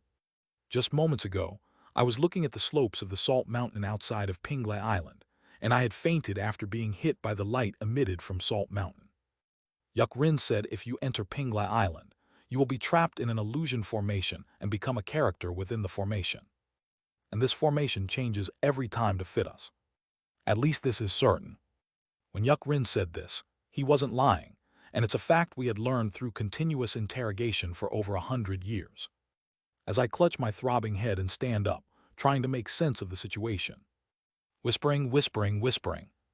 I hear murmuring sounds from around me. When I come to my senses and look around, I find myself on a small platform in front of a thatched roof house, Choga House. And beyond the low fence of the house, humans who seem to be neighbors are watching me and whispering. That Seo fellow, he drank heavily last night, so he must be out of his mind. Hey, let's just go on our way. If we get caught by that thug, we're in trouble. Having a thug like that in the village makes everyone uneasy. What's he doing today anyway? Who knows? With that Seo fellow's personality, he might be planning to dump them in the mountains. Oh my, how terrible. What an unfilial rascal. I assess the situation, considering the memories implanted in my head and the reactions of the people around me. So, the original setting for Seo Yun-hyun, the charcoal seller in this formation, is that his parents died of a plague when he was 13, and he has lived in this village for 30 years without marrying, behaving like a complete thug. It sure seems like an incredibly detailed formation. When I glance at the neighbors, they all flee, emitting intent of having stepped on something foul. Wait, I think I couldn't see the intent of some of them. Is it just my imagination? After looking around at them once, I extend my hand. I try to pull the hill behind Seo Yun-hyun's house with attraction force. But the attraction force does not work. I try to draw upon other methods like the 1,000 lustrous forest sea and the Great Desert to Dead Sea, and even the Silica Earth Great Wall practice, but I feel nothing. I pull out a strand of straw used for making the fence and swing it over the platform. Boing! I have trained in the sword for thousands of years. Even without imbuing any energy, just swinging the straw leaves a mark on the platform. After looking at the mark for a moment, I swing the straw at my arm. Surung! My arm is cut, and drops of blood start to seep out. The muscle strength and toughness of my physical body built with the Azure Spirit Starlight Quintessence Great Method have all returned to an ordinary level. I try to focus my consciousness on my dantian, only to realize that even my consciousness has reverted to my mortal days. This is quite. Of course, even without consciousness, I have no problem observing my body, so I calmly examine my dantian. The golden core is gone. The Dharma treasure inside is also gone. I have completely returned to the state of Seo Yun-hyun when first entering Ascension Path. Maybe not that far. Thinking back, it's not to that extent. Seo Yun-hyun, the charcoal seller in this formation, always has blackened hands and rough skin from working with charcoal. Who? I close my eyes and take a deep breath. And I can feel something strange. There is no Qi Chinese letter. Surprisingly, I can't sense any energy in the atmosphere. Recalling the incident at the hot spring on the surface of Lightning Sacred Sea involving Jang Ik, I try to use attraction force to summon the All-Heaven Sword. However, nothing happens. Damn it. It seems like laws or something in this world are twisted on a fundamental level. Yuk Rin, that dog bastard. How is this just a simple illusion? It's more like an entirely different world. Although I'm not too fearful since I still retain the ability to see intent and my accumulated martial arts, I'm annoyed to find out that some of Yuk Rin's information is wrong. That damned bastard said I could use Qi. But while searching through the memories of the charcoal seller Seo Yun-hyun, I discover that there are indeed beings similar to demon spirits, Yagyu, in this world. I rub my forehead. Damn it, can the demon race use demonic power to some extent in this world? In other words, Yuk Rin wasn't lying from his own perspective when he said one can use energy. Gritting my teeth, I start looking around for now to find my comrades or followers of the Wuji religious order. Although I have some rough memories as Seo Yun-hyun, the charcoal seller, they are not complete. I soon find Yon Wei nearby. She is across the street, inside a tiled roof house wearing clean clothes, playing with her 3-year-old son. That boy feels like Yeonjin. Elder Yon Wei. I speak to her first, and she looks at me with flared eyes, rushes into the kitchen, grabs a rice paddle and slaps me across the face. Are you here to ask for rice again? You shameless thing, get out of here. The only thing I'll give you is the rice stuck to your cheek, so scram. HM, dear wife, why the commotion? No, husband, it's the village thug again. Creak. The door inside the tiled roof house opens, and a gentleman who resembles Hun Won pokes his head out. He meets my gaze and, looking above me, clicks his tongue and says, "He's a poor young man. Dear wife should be more understanding. I've told you repeatedly, haven't I? Seo fellow's parents once helped our parents. Just give him a scoop of rice and send him on his way." Uwa, all right, husband. Yon Wei's body trembles and reluctantly heads to the kitchen, scooping out a bowl of rice to hand to me. Ooh, why do I have to give our precious rice, meant for my husband and son, to a beggar like you? She hands me the rice with trembling hands, and I accept it in a moment of confusion. Now that you've got the rice, get lost. And if you ever come back again talking about your parents' so-called kindness, I'll make sure you get a severe beating. As soon as I take the rice, she kicks me out the front door and slams it shut. I examine the rice I have received. It's mixed with pebbles and sand. Judging by her character, it's definitely Yonwei. I recall the face of her husband, Hun-Won. He didn't have any intent visible. I remember what Yuk Rin said. This formation creates illusions based on the target's memories. It seems Yonwei's husband is a character purely created from her memories, a figure of this world. Then the neighbors who showed intent. I remember their appearances, realizing they are people I have seen in the Wuji religious order. I see the followers are set to appear as they did in life rather than as ghosts. I frown. That's that, but why hasn't Yonwei snapped out of it yet? I have already come to my senses, but she still seems to think that she is a character in this world. Even though Yonwei is dead, she still possesses the consciousness of a 4-axis stage cultivator. Yet she has lost her essence and fully embraced the setting of this world. I need to find the others. I decide to take a walk around the village. And as I walk around, I come to realize my reputation in the village is dreadful. Children started crying as soon as they saw my face. Village maidens suddenly stopped chatting happily and walked as far away from me as possible, and the elderly men trembled in fear and fled with their canes when I approached. The sturdy young men spat on the ground whenever I drew near. Damn it, why did my character have to be a scoundrel? While I am pondering this, I suddenly freeze. Up ahead, I spot Kim Yon and Buck Hyung-hwa. They are walking down the road, laughing together. Their demeanor is so similar to their behavior in the Wuji religious order that I approach them on the off chance that they regain their senses. Excuse me. But as soon as I speak, recoil in fright. Kayak, you scoundrel, what are you trying to do to us? Stay away from Yon Un-nai, you pervert, what are you plotting now? Kim Yon retreats with a terrified expression, and Buck Hyung-hwa also steps back but stands protectively in front of her. No, wait, I have something to say. I approach them taken aback by the realization that even Kim Yon, with her superior consciousness, has not yet broken free from this illusion. If even someone with a vast consciousness like Kim Yon hasn't snapped out of it, just how can one regain their awareness in this formation? Do they need some kind of stimulus? As I approach, Buck Hyung-hwa's face grows increasingly fierce. She pulls out a small silver knife from her bosom and grips it in her hand. Hey, calm down. I just need to check something for a moment. What are you trying to check? Our underwear, you villain? If you come any closer, I'll swing. No, Buck Hyung-hwa, just put that down for a moment. Go, get your hands off. Boom boing. Buck Hyung-hwa lets out a sharp cry as she swings the silver knife at me, and I reach out in alarm. Hey, stop swinging that as it's dangerous. I quickly grab Buck Hyung-hwa's hand and restrain her. Kim Yon, with tears welling up in her eyes, clings to the hem of my pants and begins to plead. Please don't touch our Hyung-hwa, take me instead. No, it's not like that. Just then, boom, I sense something flying towards me from behind, and I quickly turn to catch a flying stone. Oh, you're here too. With a welcoming expression, I wave at the angry man who had thrown the stone. It's Jeon Myo-hoon. Hey Jeon Myo-hoon, do you remember me? However, Jeon Myo-hoon approaches me with an angry face and slaps me across the cheek.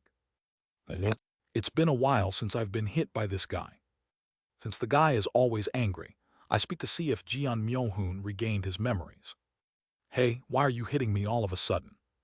But Jeon Myo-hoon angrily points his finger at me. Shut up, you scoundrel, stop bothering the village maidens. Don't you know the village has been in turmoil because of you? Do you think I'll let it slide just because we were friends before? If you keep causing trouble, I'll ask Noonam to have you expelled from the village. He raises his hand as if to slap me again, but then a woman behind Jeon Myo-hoon pulls him back. No, husband, even so, how can you hit a son in front of his parents? What are you talking about? My body trembles as I look at her. She resembles Jin Sohei. She awkwardly smiles at me while pulling Jeon Myo-hoon back. Haha, hello, we'll be going now. The character resembling Jin Sohei grabs Jeon Myo-hoon's wrist and hurriedly leads him away. Jeon Myo-hoon enters the tiled-roof house where Yonwei is. It seems the Noonam Jeon Myo-hoon mentioned is Yonwei. Thanks to Jeon Myo-hoon holding me back, Buck Hyung Hwa and Kim Yeon quickly fled and disappeared from my sight. I sigh. Damn. Upon waking up, I found myself as the thug charcoal seller of Pinglai Island. 24 T3456. The sunlight is clear. And then, a flood of confusing information rushes into my mind. Age 30, hobbies are drinking, womanizing, gambling, and singing and dancing. Occupation is a charcoal seller, single. My head aches as if it's splitting apart. It seems like I had a dream. I am Seo Yoon Hyan, a charcoal seller. But it feels like I had a strange dream while I was asleep. I lived for thousands of years. Flinching. I grab my head and shout out loud. I am me. These are memories that I can never forget. How could I forget who I am? I'm not Seo Yoon Hyan, the charcoal seller. I am Seo Yoon Hyan from the soap company. I am Seo Yoon Hyan. I grab my head and get up from my seat. I haven't forgotten. Just moments ago, I was looking at the slopes of the Salt Mountain outside of Pinglai Island, and I had fainted after being hit by the light emitted from Salt Mountain. Yuk Rin said if you enter Pinglai Island, you will be trapped in an illusion formation and become a character within the formation. And this formation changes every time to fit us. At least this is certain. When Yuk Rin said this, he wasn't lying, and it's a fact we had learned through continuous interrogation for over 100 years. As I clutch my throbbing head and stand up, trying to make sense of the situation. Whispering, whispering, whispering. I hear murmuring sounds from around me. When I come to my senses and look around, I find myself on a small platform in front of a thatched roof house, Choga House. And beyond the low fence of the house, humans who seem to be neighbors are watching me and whispering. That Seo fellow, he drank heavily last night, so he must be out of his mind. Hey, let's just go on our way. If we get caught by that thug, we're in trouble. Having a thug like that in the village makes everyone uneasy. What's he doing today anyway? Who knows? With that Seo fellow's personality, he might be planning to dump them in the mountains. Oh my, how terrible. What an unfilial rascal. I assess the situation, considering the memories implanted in my head and the reactions of the people around me. So, the original setting for Seo Yoon Hyan, the charcoal seller in this formation, is that his parents died of a plague when he was 13, and he has lived in this village for 30 years without marrying, behaving like a complete thug. It sure seems like an incredibly detailed formation.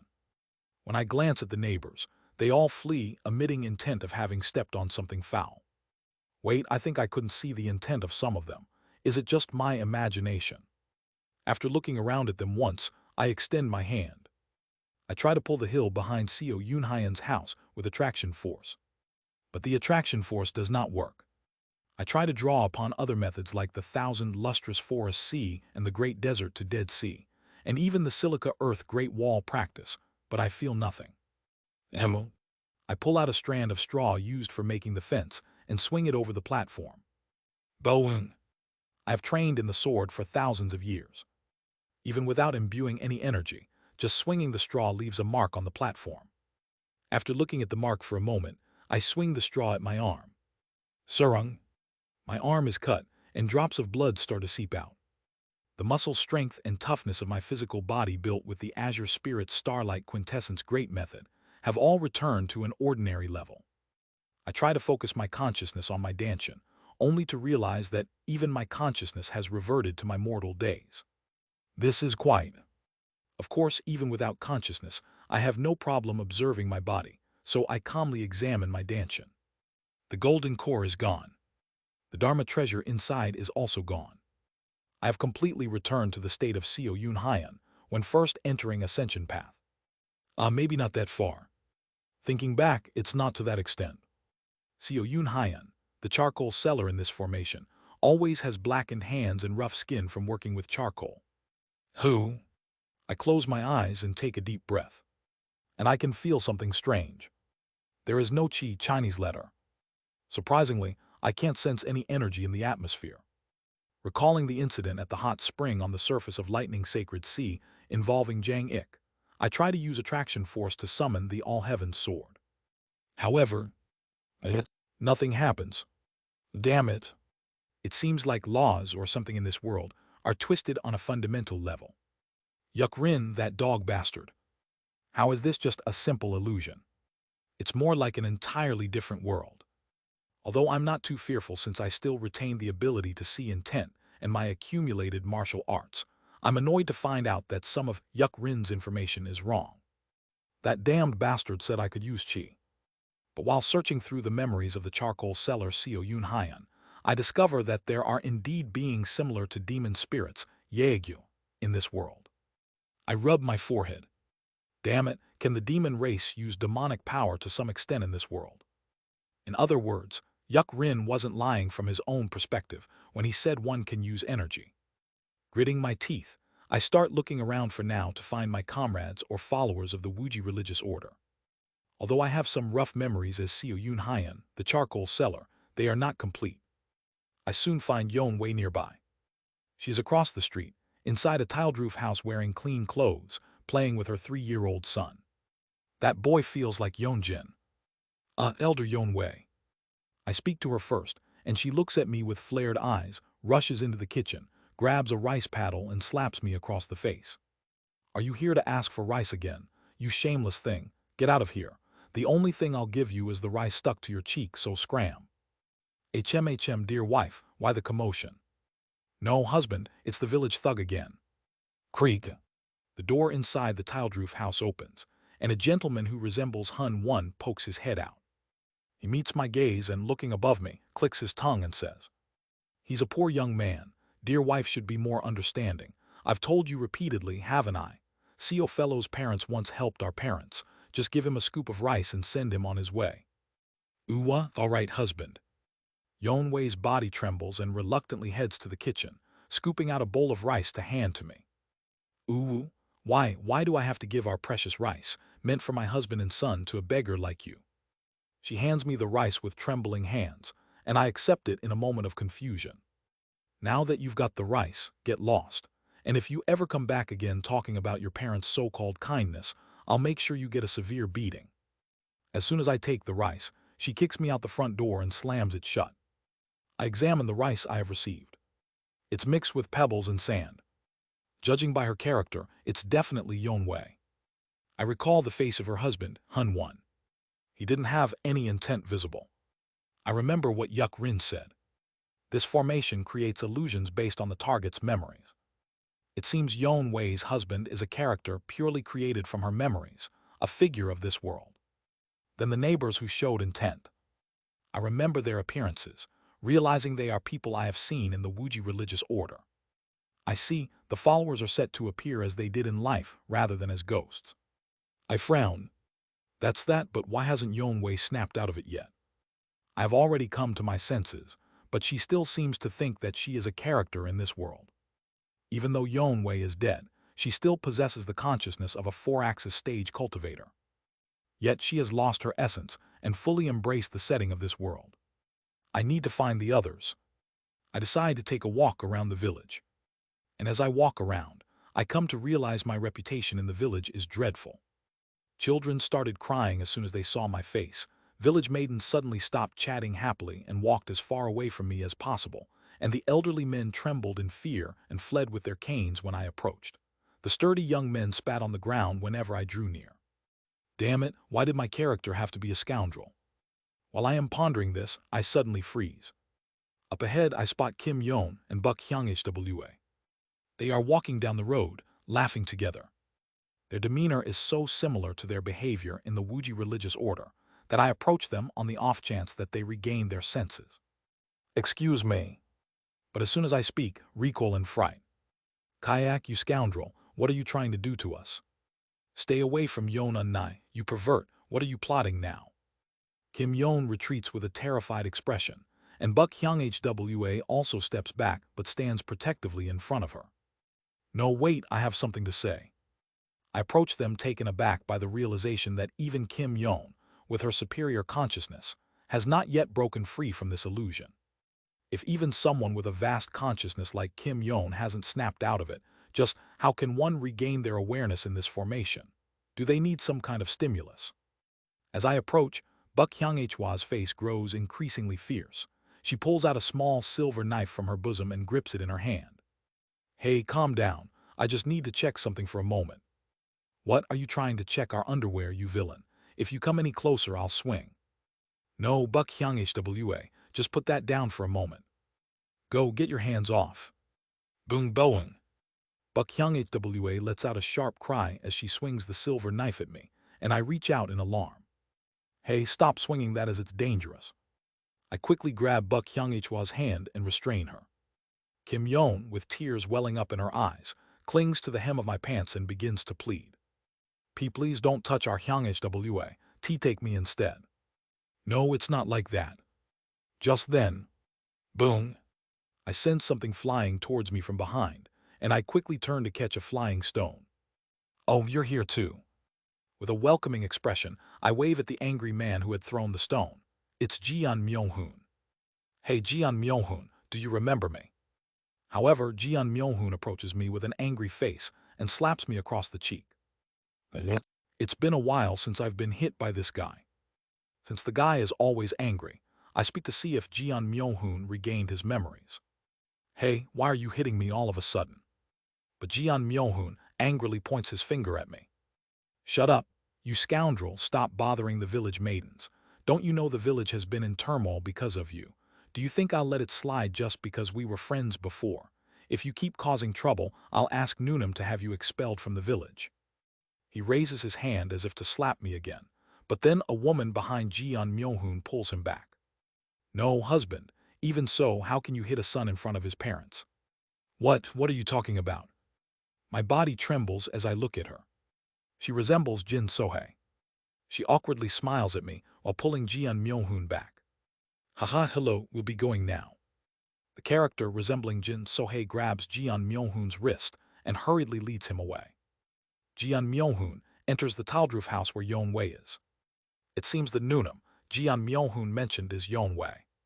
Thanks to Jeon Myohoon holding me back, Buck Hyung Hwa and Kim Yeon quickly fled and disappeared from my sight. I sigh.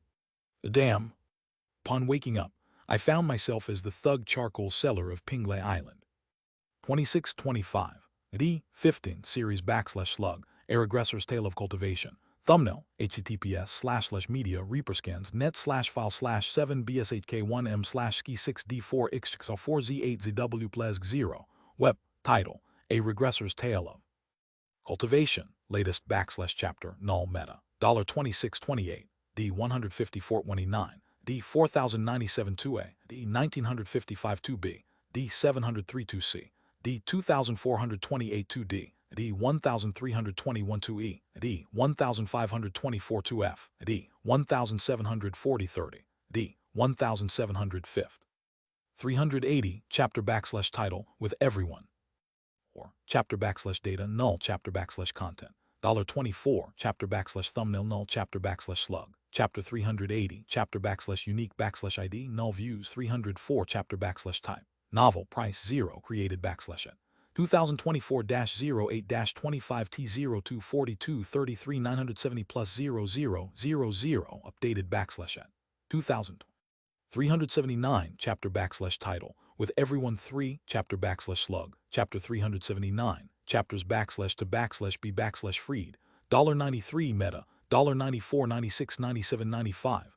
D 2417 chapter /name. Chapter 381 chapter /title spoiler chapter /slug. Chapter 381 chapters /to /b /freed. $96 meta. $97 22 chapter. $23 previous /chapter. $92 next /chapter. $95 7 $L1D null API /response. Chapter D 2414 series / 380 chapter /title with everyone. Or chapter /data null chapter /content.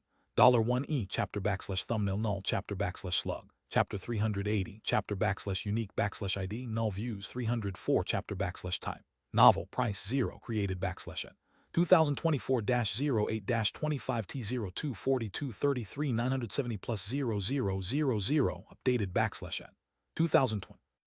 Regressor's Tale of Cultivation. Latest /chapter null meta. Who /bought. D154 ID 4097 D 1955 ID 703 ID 2428 ID 1321 ID 1524 ID, 1740 ID, 1754, 589 ID, 3001. 379 chapter / title with everyone 3 chapter / slug chapter 379 chapters / to / b / freed meta next / chapter ID 2417 chapter / name chapter 381 chapter / title spoiler chapter / slug chapter 381 chapters / to b / freed meta $div null class name container children $div null children false $L1f null data $20 div null children false $L21 null API / response $22 P4 BG background children $L98 null chapter $23 series $25 / asterisk Discord https://dsc gg/wetread. Link to donations in the Discord. Chapter 381 with everyone 5. I first roamed around the village to gather information. First, half of this village's residents are followers of the Wuji religious order. Among them are my comrades, Jian Myohoon, Kim Yon, Buk Hyangwa, Yon Wei, and Yon Jin. To find the rest of my comrades, I will likely need to visit other villages. The place I landed is called Pinglai, Chinese letter. Pinglai is approximately the size of India on Earth, and the 400 million followers of the Wuji religious order who entered Pinglai all fell as citizens of Pinglai Kingdom. It is estimated that the population of Pinglai Kingdom is around several hundred million. Of course, this is just an estimate. It's possible that not all are humans but have been reborn as beasts, demon spirits, or even real ghosts. This Pinglai Kingdom is divided into a central capital and 7 provinces nationwide besides the capital. Each province is divided into 10 prefectures, and each prefecture is followed by more than 10 counties and districts, with villages as the unit below the districts. And this village I am in is one such unit. This village's name is Tei Village, Chinese letter. Yonwei's husband T1 is the village head and local authority, known by the nickname Old Gentleman Nalbu. Jian Myohoon, Yonwei's younger brother, seems to be called Hyungbu's, meaning Hyungbu's household, due to being a relative of Nalbu's family. It seems to be influenced by the folk tale and the memories of me, Jian Myohoon, and Kim Yon. TL/N.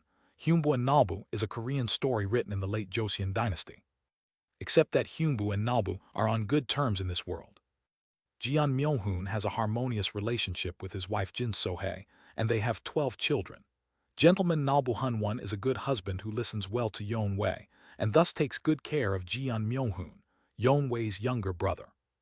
Moreover, Jian Myohoon is also diligent in managing the household with Jin Sohei, so he rarely has to ask them for help. Buk Hyangwa and Kim Yon are stepsisters due to Kim Yon's father remarrying a stepmother with a daughter. Kim Yon's father passed away early, and while the stepmother heavily favors Buk Hyangwa and Kim Yon have a good relationship. Much like a distorted version of Kanjui and Pachui. TL/N, another Korean folk tale. Then, am I also a protagonist in a folk tale? But what kind of folk tale features a charcoal seller as the protagonist? Despite pondering deeply, I can't recall any folk tale involving a charcoal seller as the protagonist. Should I carry Kim Yon on my back and go around slaying demons? With such idle thoughts, I walk around the village once and then head to the back mountain, approaching the charcoal kiln, the workplace of the charcoal seller Seo Yoon Hyan. Upon casual inspection, the charcoal kiln appears neglected, with various parts on the verge of collapsing, clearly showing that charcoal seller Seo Yoon Hyan hadn't taken care of it properly. Did they say he always produced poor quality charcoal? Moreover, charcoal seller Seo Yoon Hyan would sell his low-quality charcoal to earn a pittance, which he would then spend in the neighboring Seoul village, indulging in drinking, dancing, and gambling with a local named So Didong, Cow Dung. As a result, he has no savings. Was he just a hopeless case? Sighing, I pick up a rusty axe lying next to the kiln.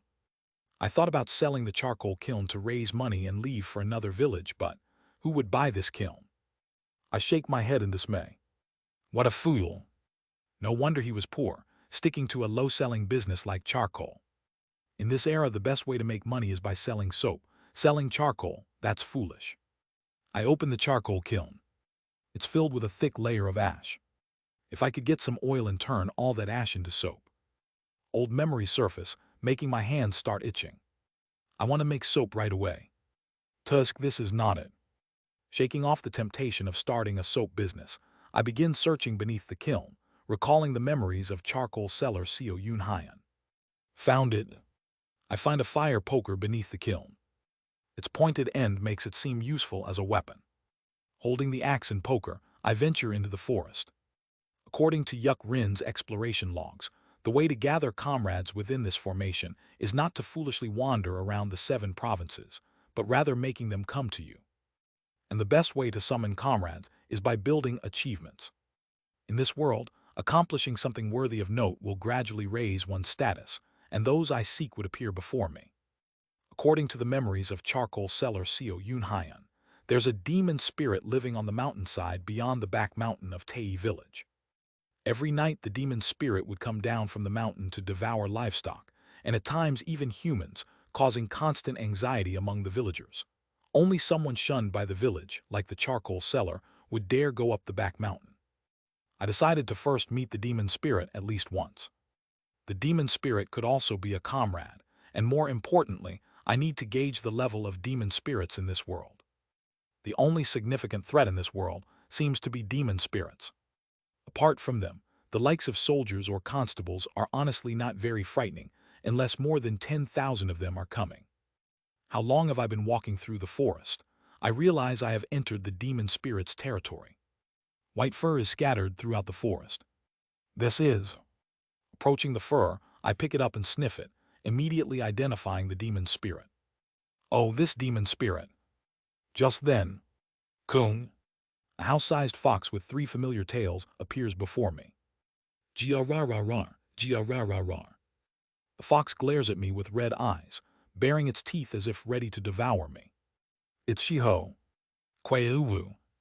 I stare at Shiho for a moment, then ask nonchalantly. What, are you asking for an arm for trespassing into your territory? What a nostalgic situation. It really brings back old memories. No way, you bitch. Kiyak. It seems Shiho reverted to a complete beast after falling into Pinglai Kingdom, losing his reason and attacking me. I swiftly control my muscles perfectly to climb up a nearby tree and map the surrounding terrain in my mind to devise my battle plan. Shiho, after a moment of searching, finds me and bites into the tree I climbed with his massive jaws. Wajuduk. Dujuduk. After biting and thrashing the tree about 10 times, it shows signs of collapsing. Judging by his muscles and the strength he's displaying, he has the power of 2 or 3 bears combined. Calmly and with a cold gaze, I leap to another tree like a monkey and observe Shiho. In his frenzy, he continues to destroy trees, and as I keep evading, he becomes more furious and roars even louder. At one point, I notice his muscles swelling. Who? Simultaneously, Shiho kicks off the ground, flying towards the treetop where I stand with his jaws wide open. And I, with a faint smile, grasp the fire poker in reverse. Since I could kill him by stabbing him with the pointed end, I intend to use it merely as a club. Is that all? Back in the early days on Ascension Path, the reason why I always had my arm torn off by Shiho wasn't because of its size or appearance. This damned mutt was, after all, a demon beast at the core formation stage, and once it started using its demonic abilities, it was impossible to counter. However, now that it has fallen to Pinglai Island, Shiho only resembles his former self in appearance. He can't use his demon abilities, lacks rationality, and is no different from a demon beast at the very early stages of chi refining, only amplifying his physical abilities with demonic power. And if that's the case, I can catch him blindfolded, even without spiritual power or internal energy. With the opportunity to test my physical capabilities, I grip my axe and fire poker and charge to kick the jaws of Shiho, who is also charging at me. Immediately after, I swiftly move behind him, thrust the fire poker into the gap between his shoulder muscles, and grab his fur tightly. Kiyek. Shiho screams and falls from the tree. Before hitting the ground, he quickly twists his body to land and then starts running around frantically, trying to shake me off. But I read his muscles, predict all his movements, and skillfully stay on his back. When he shows an opening, I reach for his head. Kagagugu. Squeezing all the muscles of my entire body for a brief moment, I take a breath and focus my muscle strength into one place. Then, in an instant, quang, I use all my might to strike the back of Shiho's head, feeling his brain shake from the impact containing the subtlety of vibrating force. His eyes roll back, and he faints immediately. Who? I step away from Shiho's body and check my condition. Since I used my body without the brain's restriction for a bit, my body is not in good state. Not being able to use energy makes capturing even a guy like this without injury difficult. If I had even a tiny speck of internal energy, I could have captured Shiho much more easily. After calming my startled muscles with a few deep breaths, I stand up. Then I recall the surrounding terrain I observed earlier. Shiho spun around a central point while trying to shake me off. So it's likely that the center is Shiho's den. After looking at the unconscious Shiho and realizing it will take some time before he wakes up, I head towards his den. Since he's a demon spirit, it'll be nice if he collected some treasures. And indeed, I found an unexpected treasure. As Senior, did Senior get captured too? It's Seo Ran. No, I came to rescue you. I smile as I unexpectedly find my next ally to regain awareness after me. First, let's talk about what has happened. /////. Crag traggle trackle. We light a fire and roast the carcasses left behind in Shiho's den. Lying on Shiho's tail, who now obeys me after waking up and returning to his den, I ask. So as soon as you gained awareness, Shiho kidnapped you and you've been here for a few days. Yes, that's correct. It seems the obsession with me remains even here. Interestingly, Seo Ran is of the human race. First of all, my setting seems to be an orphan beggar who lost his memory and ended up on the streets. My identity is an orphan with no ties, and I don't have any other memories. So far, I haven't met any other comrades besides Shiho. Hello. Listening to him gives me a headache. What exactly are the conditions for gaining awareness? Is it just random? Seo Ran has neither lived long, has a large consciousness, nor has a high cultivation. But from what I hear, it seems he had gained awareness even before me. I try to think of commonalities that might exist between Seo Ran and me. Seo Ran is an orphan beggar, and I'm a poor charcoal seller. Both of us have experienced hunger. Could it be that our awareness is triggered at the boundary between life and death? I hypothesize as I look at Shiho. Hey, Seo Ran, if I push this guy to the brink of death, do you think Shiho will gain awareness? Seo Ran is taken aback and shakes his head. Please don't do that. No, I mean, if it doesn't work, wouldn't Shiho die for no reason? Shiho, who had been tense at my words, relaxes when Seo Ran seems to dissuade me, and I nod for now. Well, that is true. Then what should we do? First of all, in my opinion, this seems to be something that will take a bit of time. There are still too few examples, and the conditions are unknown. So, rather than gathering comrades right now, how about focusing on establishing a reputation as Senior initially aimed for? Oh, indeed. I nod. There will be no difference whether Seo Ran and I kill or spare Shiho. So, raising our reputation by establishing great achievements seems like the best course of action to attract comrades to my side. Good, then for now, let's start planning in detail. Gurururuk. Suddenly, a hungry growl comes from Seo Ran's stomach. I stare at Seo Ran for a moment and hand him some roasted meat. Seo Ran devours the meat voraciously, but I keep observing him. Seo Yunhyan, the charcoal seller, had never gone hungry since he could always steal money for rice and soup. But Seo Ran, an amnesiac beggar orphan in this world, seems severely malnourished. For now, let's go to my place and get you some food, then we'll make a plan. Since Seo Ran can't starve to death, I decide to feed him before discussing our next steps. We order Shiho to stay put and descend the mountain. Shiho appears to want to follow Seo Ran, but after a little beating from me, he becomes very obedient, so no big problems arise. Back home, I wash the rice that Yonwei mixed with sand and pebbles. Amazingly, what had been a bucket full of rice is reduced to a few handfuls once all the sand and pebbles are washed out. I explained to Seo Ran about the rice Yonwei gave and apologized for the small amount. Yonwei, that human, I need to kidnap her and hang her upside down someday. Perhaps influenced by charcoal seller Seo Yunhyan's persona, a bad thought flashes through my mind. I somehow manage to cook the scant amount of rice, and Seo Ran, after eating the rice with soy sauce despite being filled with stones even after being washed, gives me his opinion. How about becoming mountain bandits? Mountain bandits?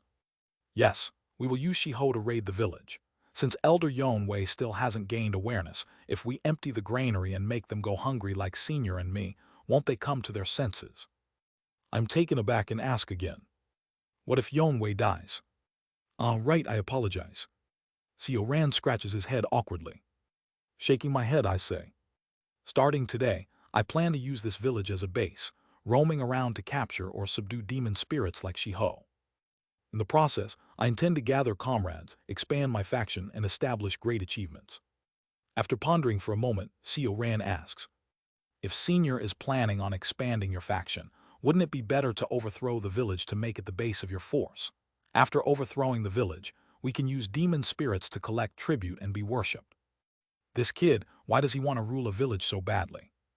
Thinking back, I suddenly remember that Seo Ran had been worshipped as a dragon god on a small island during his chi building days.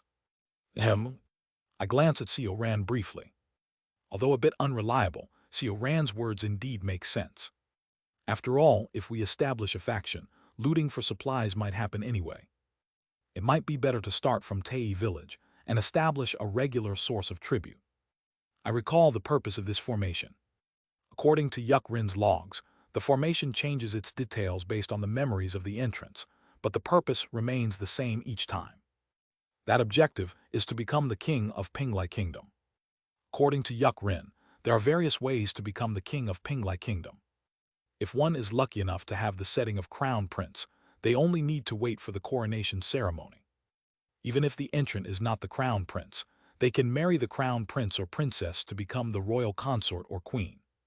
Of course, there is also the option of overthrowing the Pinglai Kingdom, establishing oneself as the ruler, and becoming the king. Once someone becomes the king or a figure close to the king, they are granted the authority to exit the illusion formation, along with the right to take or investigate the treasures of the royal castle. In terms of numbers, we have an overwhelming advantage. If the followers of the Wuji religious order regain their memories, we could overthrow Pinglai Kingdom, and I could declare myself king. However, according to Yuk Rin's information, those who enter earlier are closer to the king or have better conditions to become the king. These include those of royalty, powerful officials, demon spirits, divine spirits, or monsters. Last time Yuk Rin came to Pinglai Island, he killed a monster called the Great Bandit of the Underworld Kingdom, who had kidnapped the princesses of Pinglai Kingdom, and then married a princess to become the royal consort. TL/N. The monster is from another Korean folktale called The Tale of Defeating the Great Bandit of the Underground Kingdom. It is called the Hungry Ghost in some traditions and has the appearance of a giant with 9 heads. And once someone becomes the king, royal consort, or queen, they have the authority to expel anyone other than the king from Pinglai Island by royal decree. Given my current situation, the closest to the throne would be those damned pirates. It's unclear whether they have regained awareness. Moreover, it is said that the current king of Pinglai Kingdom is in good health, so it will take a long time to succeed to the throne. Thus, I only have one option. Indeed, it will be better to overthrow Pinglai Kingdom. Seo Ran nods. I think so too, then will Senior conquer the village. Hold on, conquering the village isn't a good idea. I share my plan with Seo Ran. So, Senior intends to subdue numerous demon spirits, raise a great demon spirit army, attack the capital of Pinglai Kingdom, and quickly seize the throne. That's right, considering that there are no sorceries or mysterious powers in this world except for demon spirits, this method is the best. Well, I understand, let's do it that way. Although Seo Ran seems disappointed about not being worshipped by villagers, it isn't my concern. We immediately formulate a plan and head back to Shiho to give orders. We need some capital to subdue demon spirits. Shiho, go hunt some wild boars or something. Shiho looks at me hesitantly at my command, but only moves after Seo Ran repeats my words. He only listens to you. He seems to like me. And some time later, Shiho brings back a large cow in his mouth. The cow, seemingly unaware of the situation, blinks its big eyes. I told you to catch wild boars, but you brought a village cow. A live one at that. Where did you get it from? In response to Seo Ran's question, Shiho points in a direction. It's the direction of the neighboring Little Yi village. I nod. Well, fine. Since it's not from our village, we can sell it to Tei village. Although feeling a bit guilty, I decide to think of it as a good thing and lead the cow Shiho caught down to the village. Elder Yonwei, please open the door. When I knock on Yonwei's door, she appears with a few servants looking furious. You rotten rascal, what did you come asking for this time? I'm not here to ask for anything, I'm here to sell a cow. Yonwei's eyes widen as she sees the cow behind me. This scoundrel, where on earth did you get that cow? Does it matter where I got it from? I'm offering it to you at a cheap price, so please give me a fair amount. This seems quite suspicious. You're not trying to sell me a sick cow, are you? If you don't want to buy it, I'll sell it to another house. Who said I wouldn't buy it? This is a significant matter, so I need to discuss it with my husband. Wait here. Shortly after, Yonwei rushes inside and brings back Old Gentleman Nalbu. Old Gentleman Nalbu inspects the cow, glances at me, and nods approvingly. It's a good cow. I'll buy it at the right price. Haha, no need to speak so formally. You can speak casually to me. When I try to be humble, his face twists deeply into a frown and says, This good-for-nothing brat, learn some manners. I don't understand Nalbu's strange attitude, but nevertheless, I sell the cow to Old Gentleman Nalbu for 40 brass coins. Well, considering Hun-Won originally has mental issues, this might be a reflection of that. Hun-Won instructs his servants to take the cow to the barn, then speaks to Yonwei. Wife, since surname Seo sold us such a valuable cow, give him some rice cakes as a token of gratitude. He has mouths to feed. Pardon, but we don't even know if the cow that surname Seo rascal sold us is any good. Moreover, surname Seo isn't a farmer but sells charcoal, so he probably just sold us a cow he doesn't need. Wife, we're short on livestock because of the recent demon spirit troubles. We should be grateful for grateful things. No more complaints. Yes. Though Yonwei seems slightly upset, she obediently packs some rice cakes in a basket and hands them to me. She only packed the oldest rice cakes. I click my tongue but accept them gratefully and leave Old Gentleman Nalbu's house. As I step out, I overhear Nalbu whispering to Yonwei from behind. I'm sorry, wife, but it's not because I dislike you. I know. Yonwei seems to soften at Nalbu's apology, her voice melting as she giggles. In the distant fields, I see Jian Myohoon farming with Jin Sohei and their 12 children. If this is a dream or an illusion, would they want to wake up even if they realize it? That thought suddenly crosses my mind. With the money I received from Yonwei, I head to a blacksmith in a village next to a neighboring village to buy leg guards and a sword. My infamy in Tei village is so great that if I try to buy such things there, they would think I am planning to start a fight and refuse to sell to me. Kakaka, normally I only supply government troops, but you seem to have a filial heart, so I'll make an exception and sell to you, young man. The blacksmith from the village laughs heartily as he takes 3/4 of the money from selling the cow. It's outright robbery, but he'd likely run straight to the authorities if I complain, so I just pay what he asks. Anyway, I won't have to worry about the cost of a sword once I conquer Pinglai Kingdom. With that, my preparations are roughly complete. Surung, though it isn't an exceptional sword, it is still an iron sword. Seo Ran looks at the iron sword with doubtful eyes and asks, Senior, if you can't use spiritual power or internal energy, won't you need more weapons? From my few days living in a human body, I have found it has poor durability and strength compared to the body of the demon race. However, I silently swing the iron sword. A rock 3 zhang in size beside Seo Ran, Shiho, and myself is cleanly split in one blow. Just the time I spent holding a sword is thousands of years. What nonsense are you talking about? I have reached a level where I can cut through skin with just straw. This alone is enough. With just this iron sword and enough time, I am confident I can fight the army of Pinglai Kingdom alone and inflict devastating damage. I tap the iron sword with my finger a few times and then climb onto Shiho's back. I'm going to bring in more demon spirits from other areas. Are you going to come along? I don't think I would be of much help, so I'll just stay here and get used to this human body. All right, in the meantime, gather some nets and needles. The more needles, the better. Let's go. I smack the back of Shiho's head, and Shiho quickly starts crossing the mountain.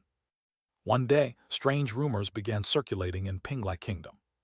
The rumors say that the king of demon spirits has appeared and is subjugating and gathering all the demon spirits across the nation. According to these rumors, the king of demon spirits plans to attack the capital, become the king of Pinglai Kingdom, and turn the world into the heaven and earth of demon spirits. Eventually, the king of Pinglai Kingdom announced that anyone who could eliminate the king of demon spirits would marry the princess, and all the renowned warriors of the nation began heading to the king of demon spirits' base in Tei Village. Among them is Jin Mayol, a scion of the prestigious and powerful Jin clan, the most powerful family in the capital. I can't stand by while a monster like the king of demon spirits threatens our kingdom. Jin Mayol, born with extraordinary talent since childhood, excelled in everything, whether it was archery or swordsmanship. Although the Jin clan tried to dissuade Jin Mayol from participating, he ignored everyone's objections and headed to Tei Village. Why would a talent like you risk your life going to Tei Village? Aren't you already a strong candidate to be the next prince consort of the kingdom? Do not try to stop me. What use is becoming the prince consort when the kingdom is in such turmoil? No one in the Jin clan could deter Jin Mayol, and he was confined to his room by the head of the clan. Bind that foolish boy and lock him in the warehouse. They couldn't afford to lose such a talented member of the family. However, Jin Mayol cut his bindings in the dead of night, stole weapons and a horse, and escaped from his house. Mother, father, please forgive me, but as someone born from the grace of this kingdom, I cannot ignore this great calamity. And when Jin Mayol is just about to cross the capital, Tadet, someone with a covered face, suddenly rushes towards him. Who goes there? Jin Mayol, tense, pulls out his bow from his pack and aims it at the figure.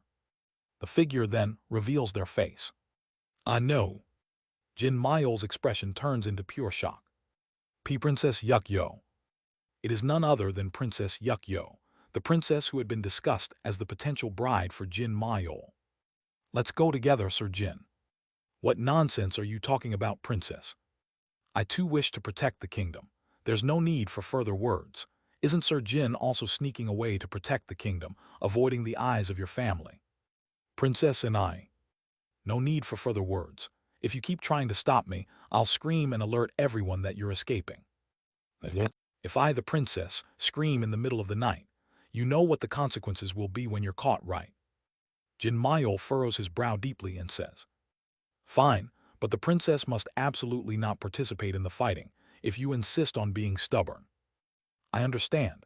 I'll listen to you, Sir Jin, so just let me ride with you. Yukyo nods calmly and climbs onto the horse behind Jin Mayol, who rides with an expression as if having eaten something foul. Yukyo holds onto Jin Mayol from behind with a tense expression. I've got my chance. I need to join up with the cult leader during this opportunity. Jin Mayol must not regain awareness until then. She bites her lip tightly and with tense eyes, rides with Jin Mayol towards Tei Village. After that, Jin Mayol also gains other companions besides Princess Yukyo. With talented friends such as Yuk Rin, the son of the Dragon King of the East Sea, Kim Young-hoon, a passing scholar, and Baek Rin, a shaman who claims to see ghosts, they all head towards Tei Village. Finally, he arrives at Tei Village and confronts the king of demon spirits, Seo Yun-hyan. The king of demon spirits is indeed powerful. With one strike, he severs the arm of Yuk Rin, the son of the Dragon King. Kim Young-hoon, the scholar with the highest martial skills among them, seems to hold his ground for a while, but is eventually overwhelmed by the sheer number of Seo Yun-hyan's demon spirit subordinates and defeated. Baek Rin, who claims to summon ghosts, is knocked out by Seo Yun-hyan before he could even call upon a single spirit. In the end, Jin Mayol and Yuk Rin have no choice but to flee. No, Yuk Rin, Princess Yukyo is still there. You fool, we can't defeat the king of demon spirits. Give up on the princess. Damn it. Jin Mayol swallows his frustration. Why is running away the only thing I can do? He clenches his teeth as he flees with Yuk Rin. I will definitely return, king of demon spirits. Clang. I throw the sword, the blade chipped and worn from the battle with Yuk Rin, to the ground. It's really unfair, isn't it? I'm just a human with no mystical powers, but that Yuk Rin bastard can transform into a dragon, breathe fire, fly, and has tough scales. Furthermore, Seo Ran, who is also of the dragon race, became strangely human. I really don't understand why the rules of this world are so bizarre. I speak while looking at the approaching Yukyo. So far, no one else has come to their senses except for me, Seo Ran, and you, Yukyo. She bows before me and says, "Greetings to the cult leader. Yeah, nice to meet you." Of course, to be honest, I'm not exactly thrilled. I would have preferred a reliable comrade to come to their senses, but to think that a scammer like Yuck Yo would be the next after Seo ran to regain awareness. "By the way, did you say you're a princess?" "Yes." "Good. I plan to take control of Pinglai Kingdom right away. Marry Seo Ran and lend us some legitimacy." And then I am startled by Yuck Yo's next words. "I refuse." "What did you just say?" "Instead, I will reveal the secrets and truths of this world to you and disclose all of Yuck Rin's schemes. Becoming a king will be easy in comparison, so please be content with this." "Yes." I look at Yuck Yo for a moment before asking, "Do you know something? Why didn't you say anything when Yuck Rin was captured by us outside?" My father had sealed my memories, so I didn't know anything at that time. When I returned to Pinglai Island, my memories came back. Inside Pinglai Island, the oaths and contracts from the outside world do not apply. Returned to Pinglai Island. I am utterly astonished by her next words. I was born on Pinglai Island. My father, during his last visit to Pinglai Island, defeated the great bandit of the underworld, married my mother, and took me and his many other children to the outside world. What? From now on, I will tell you the truth of this world.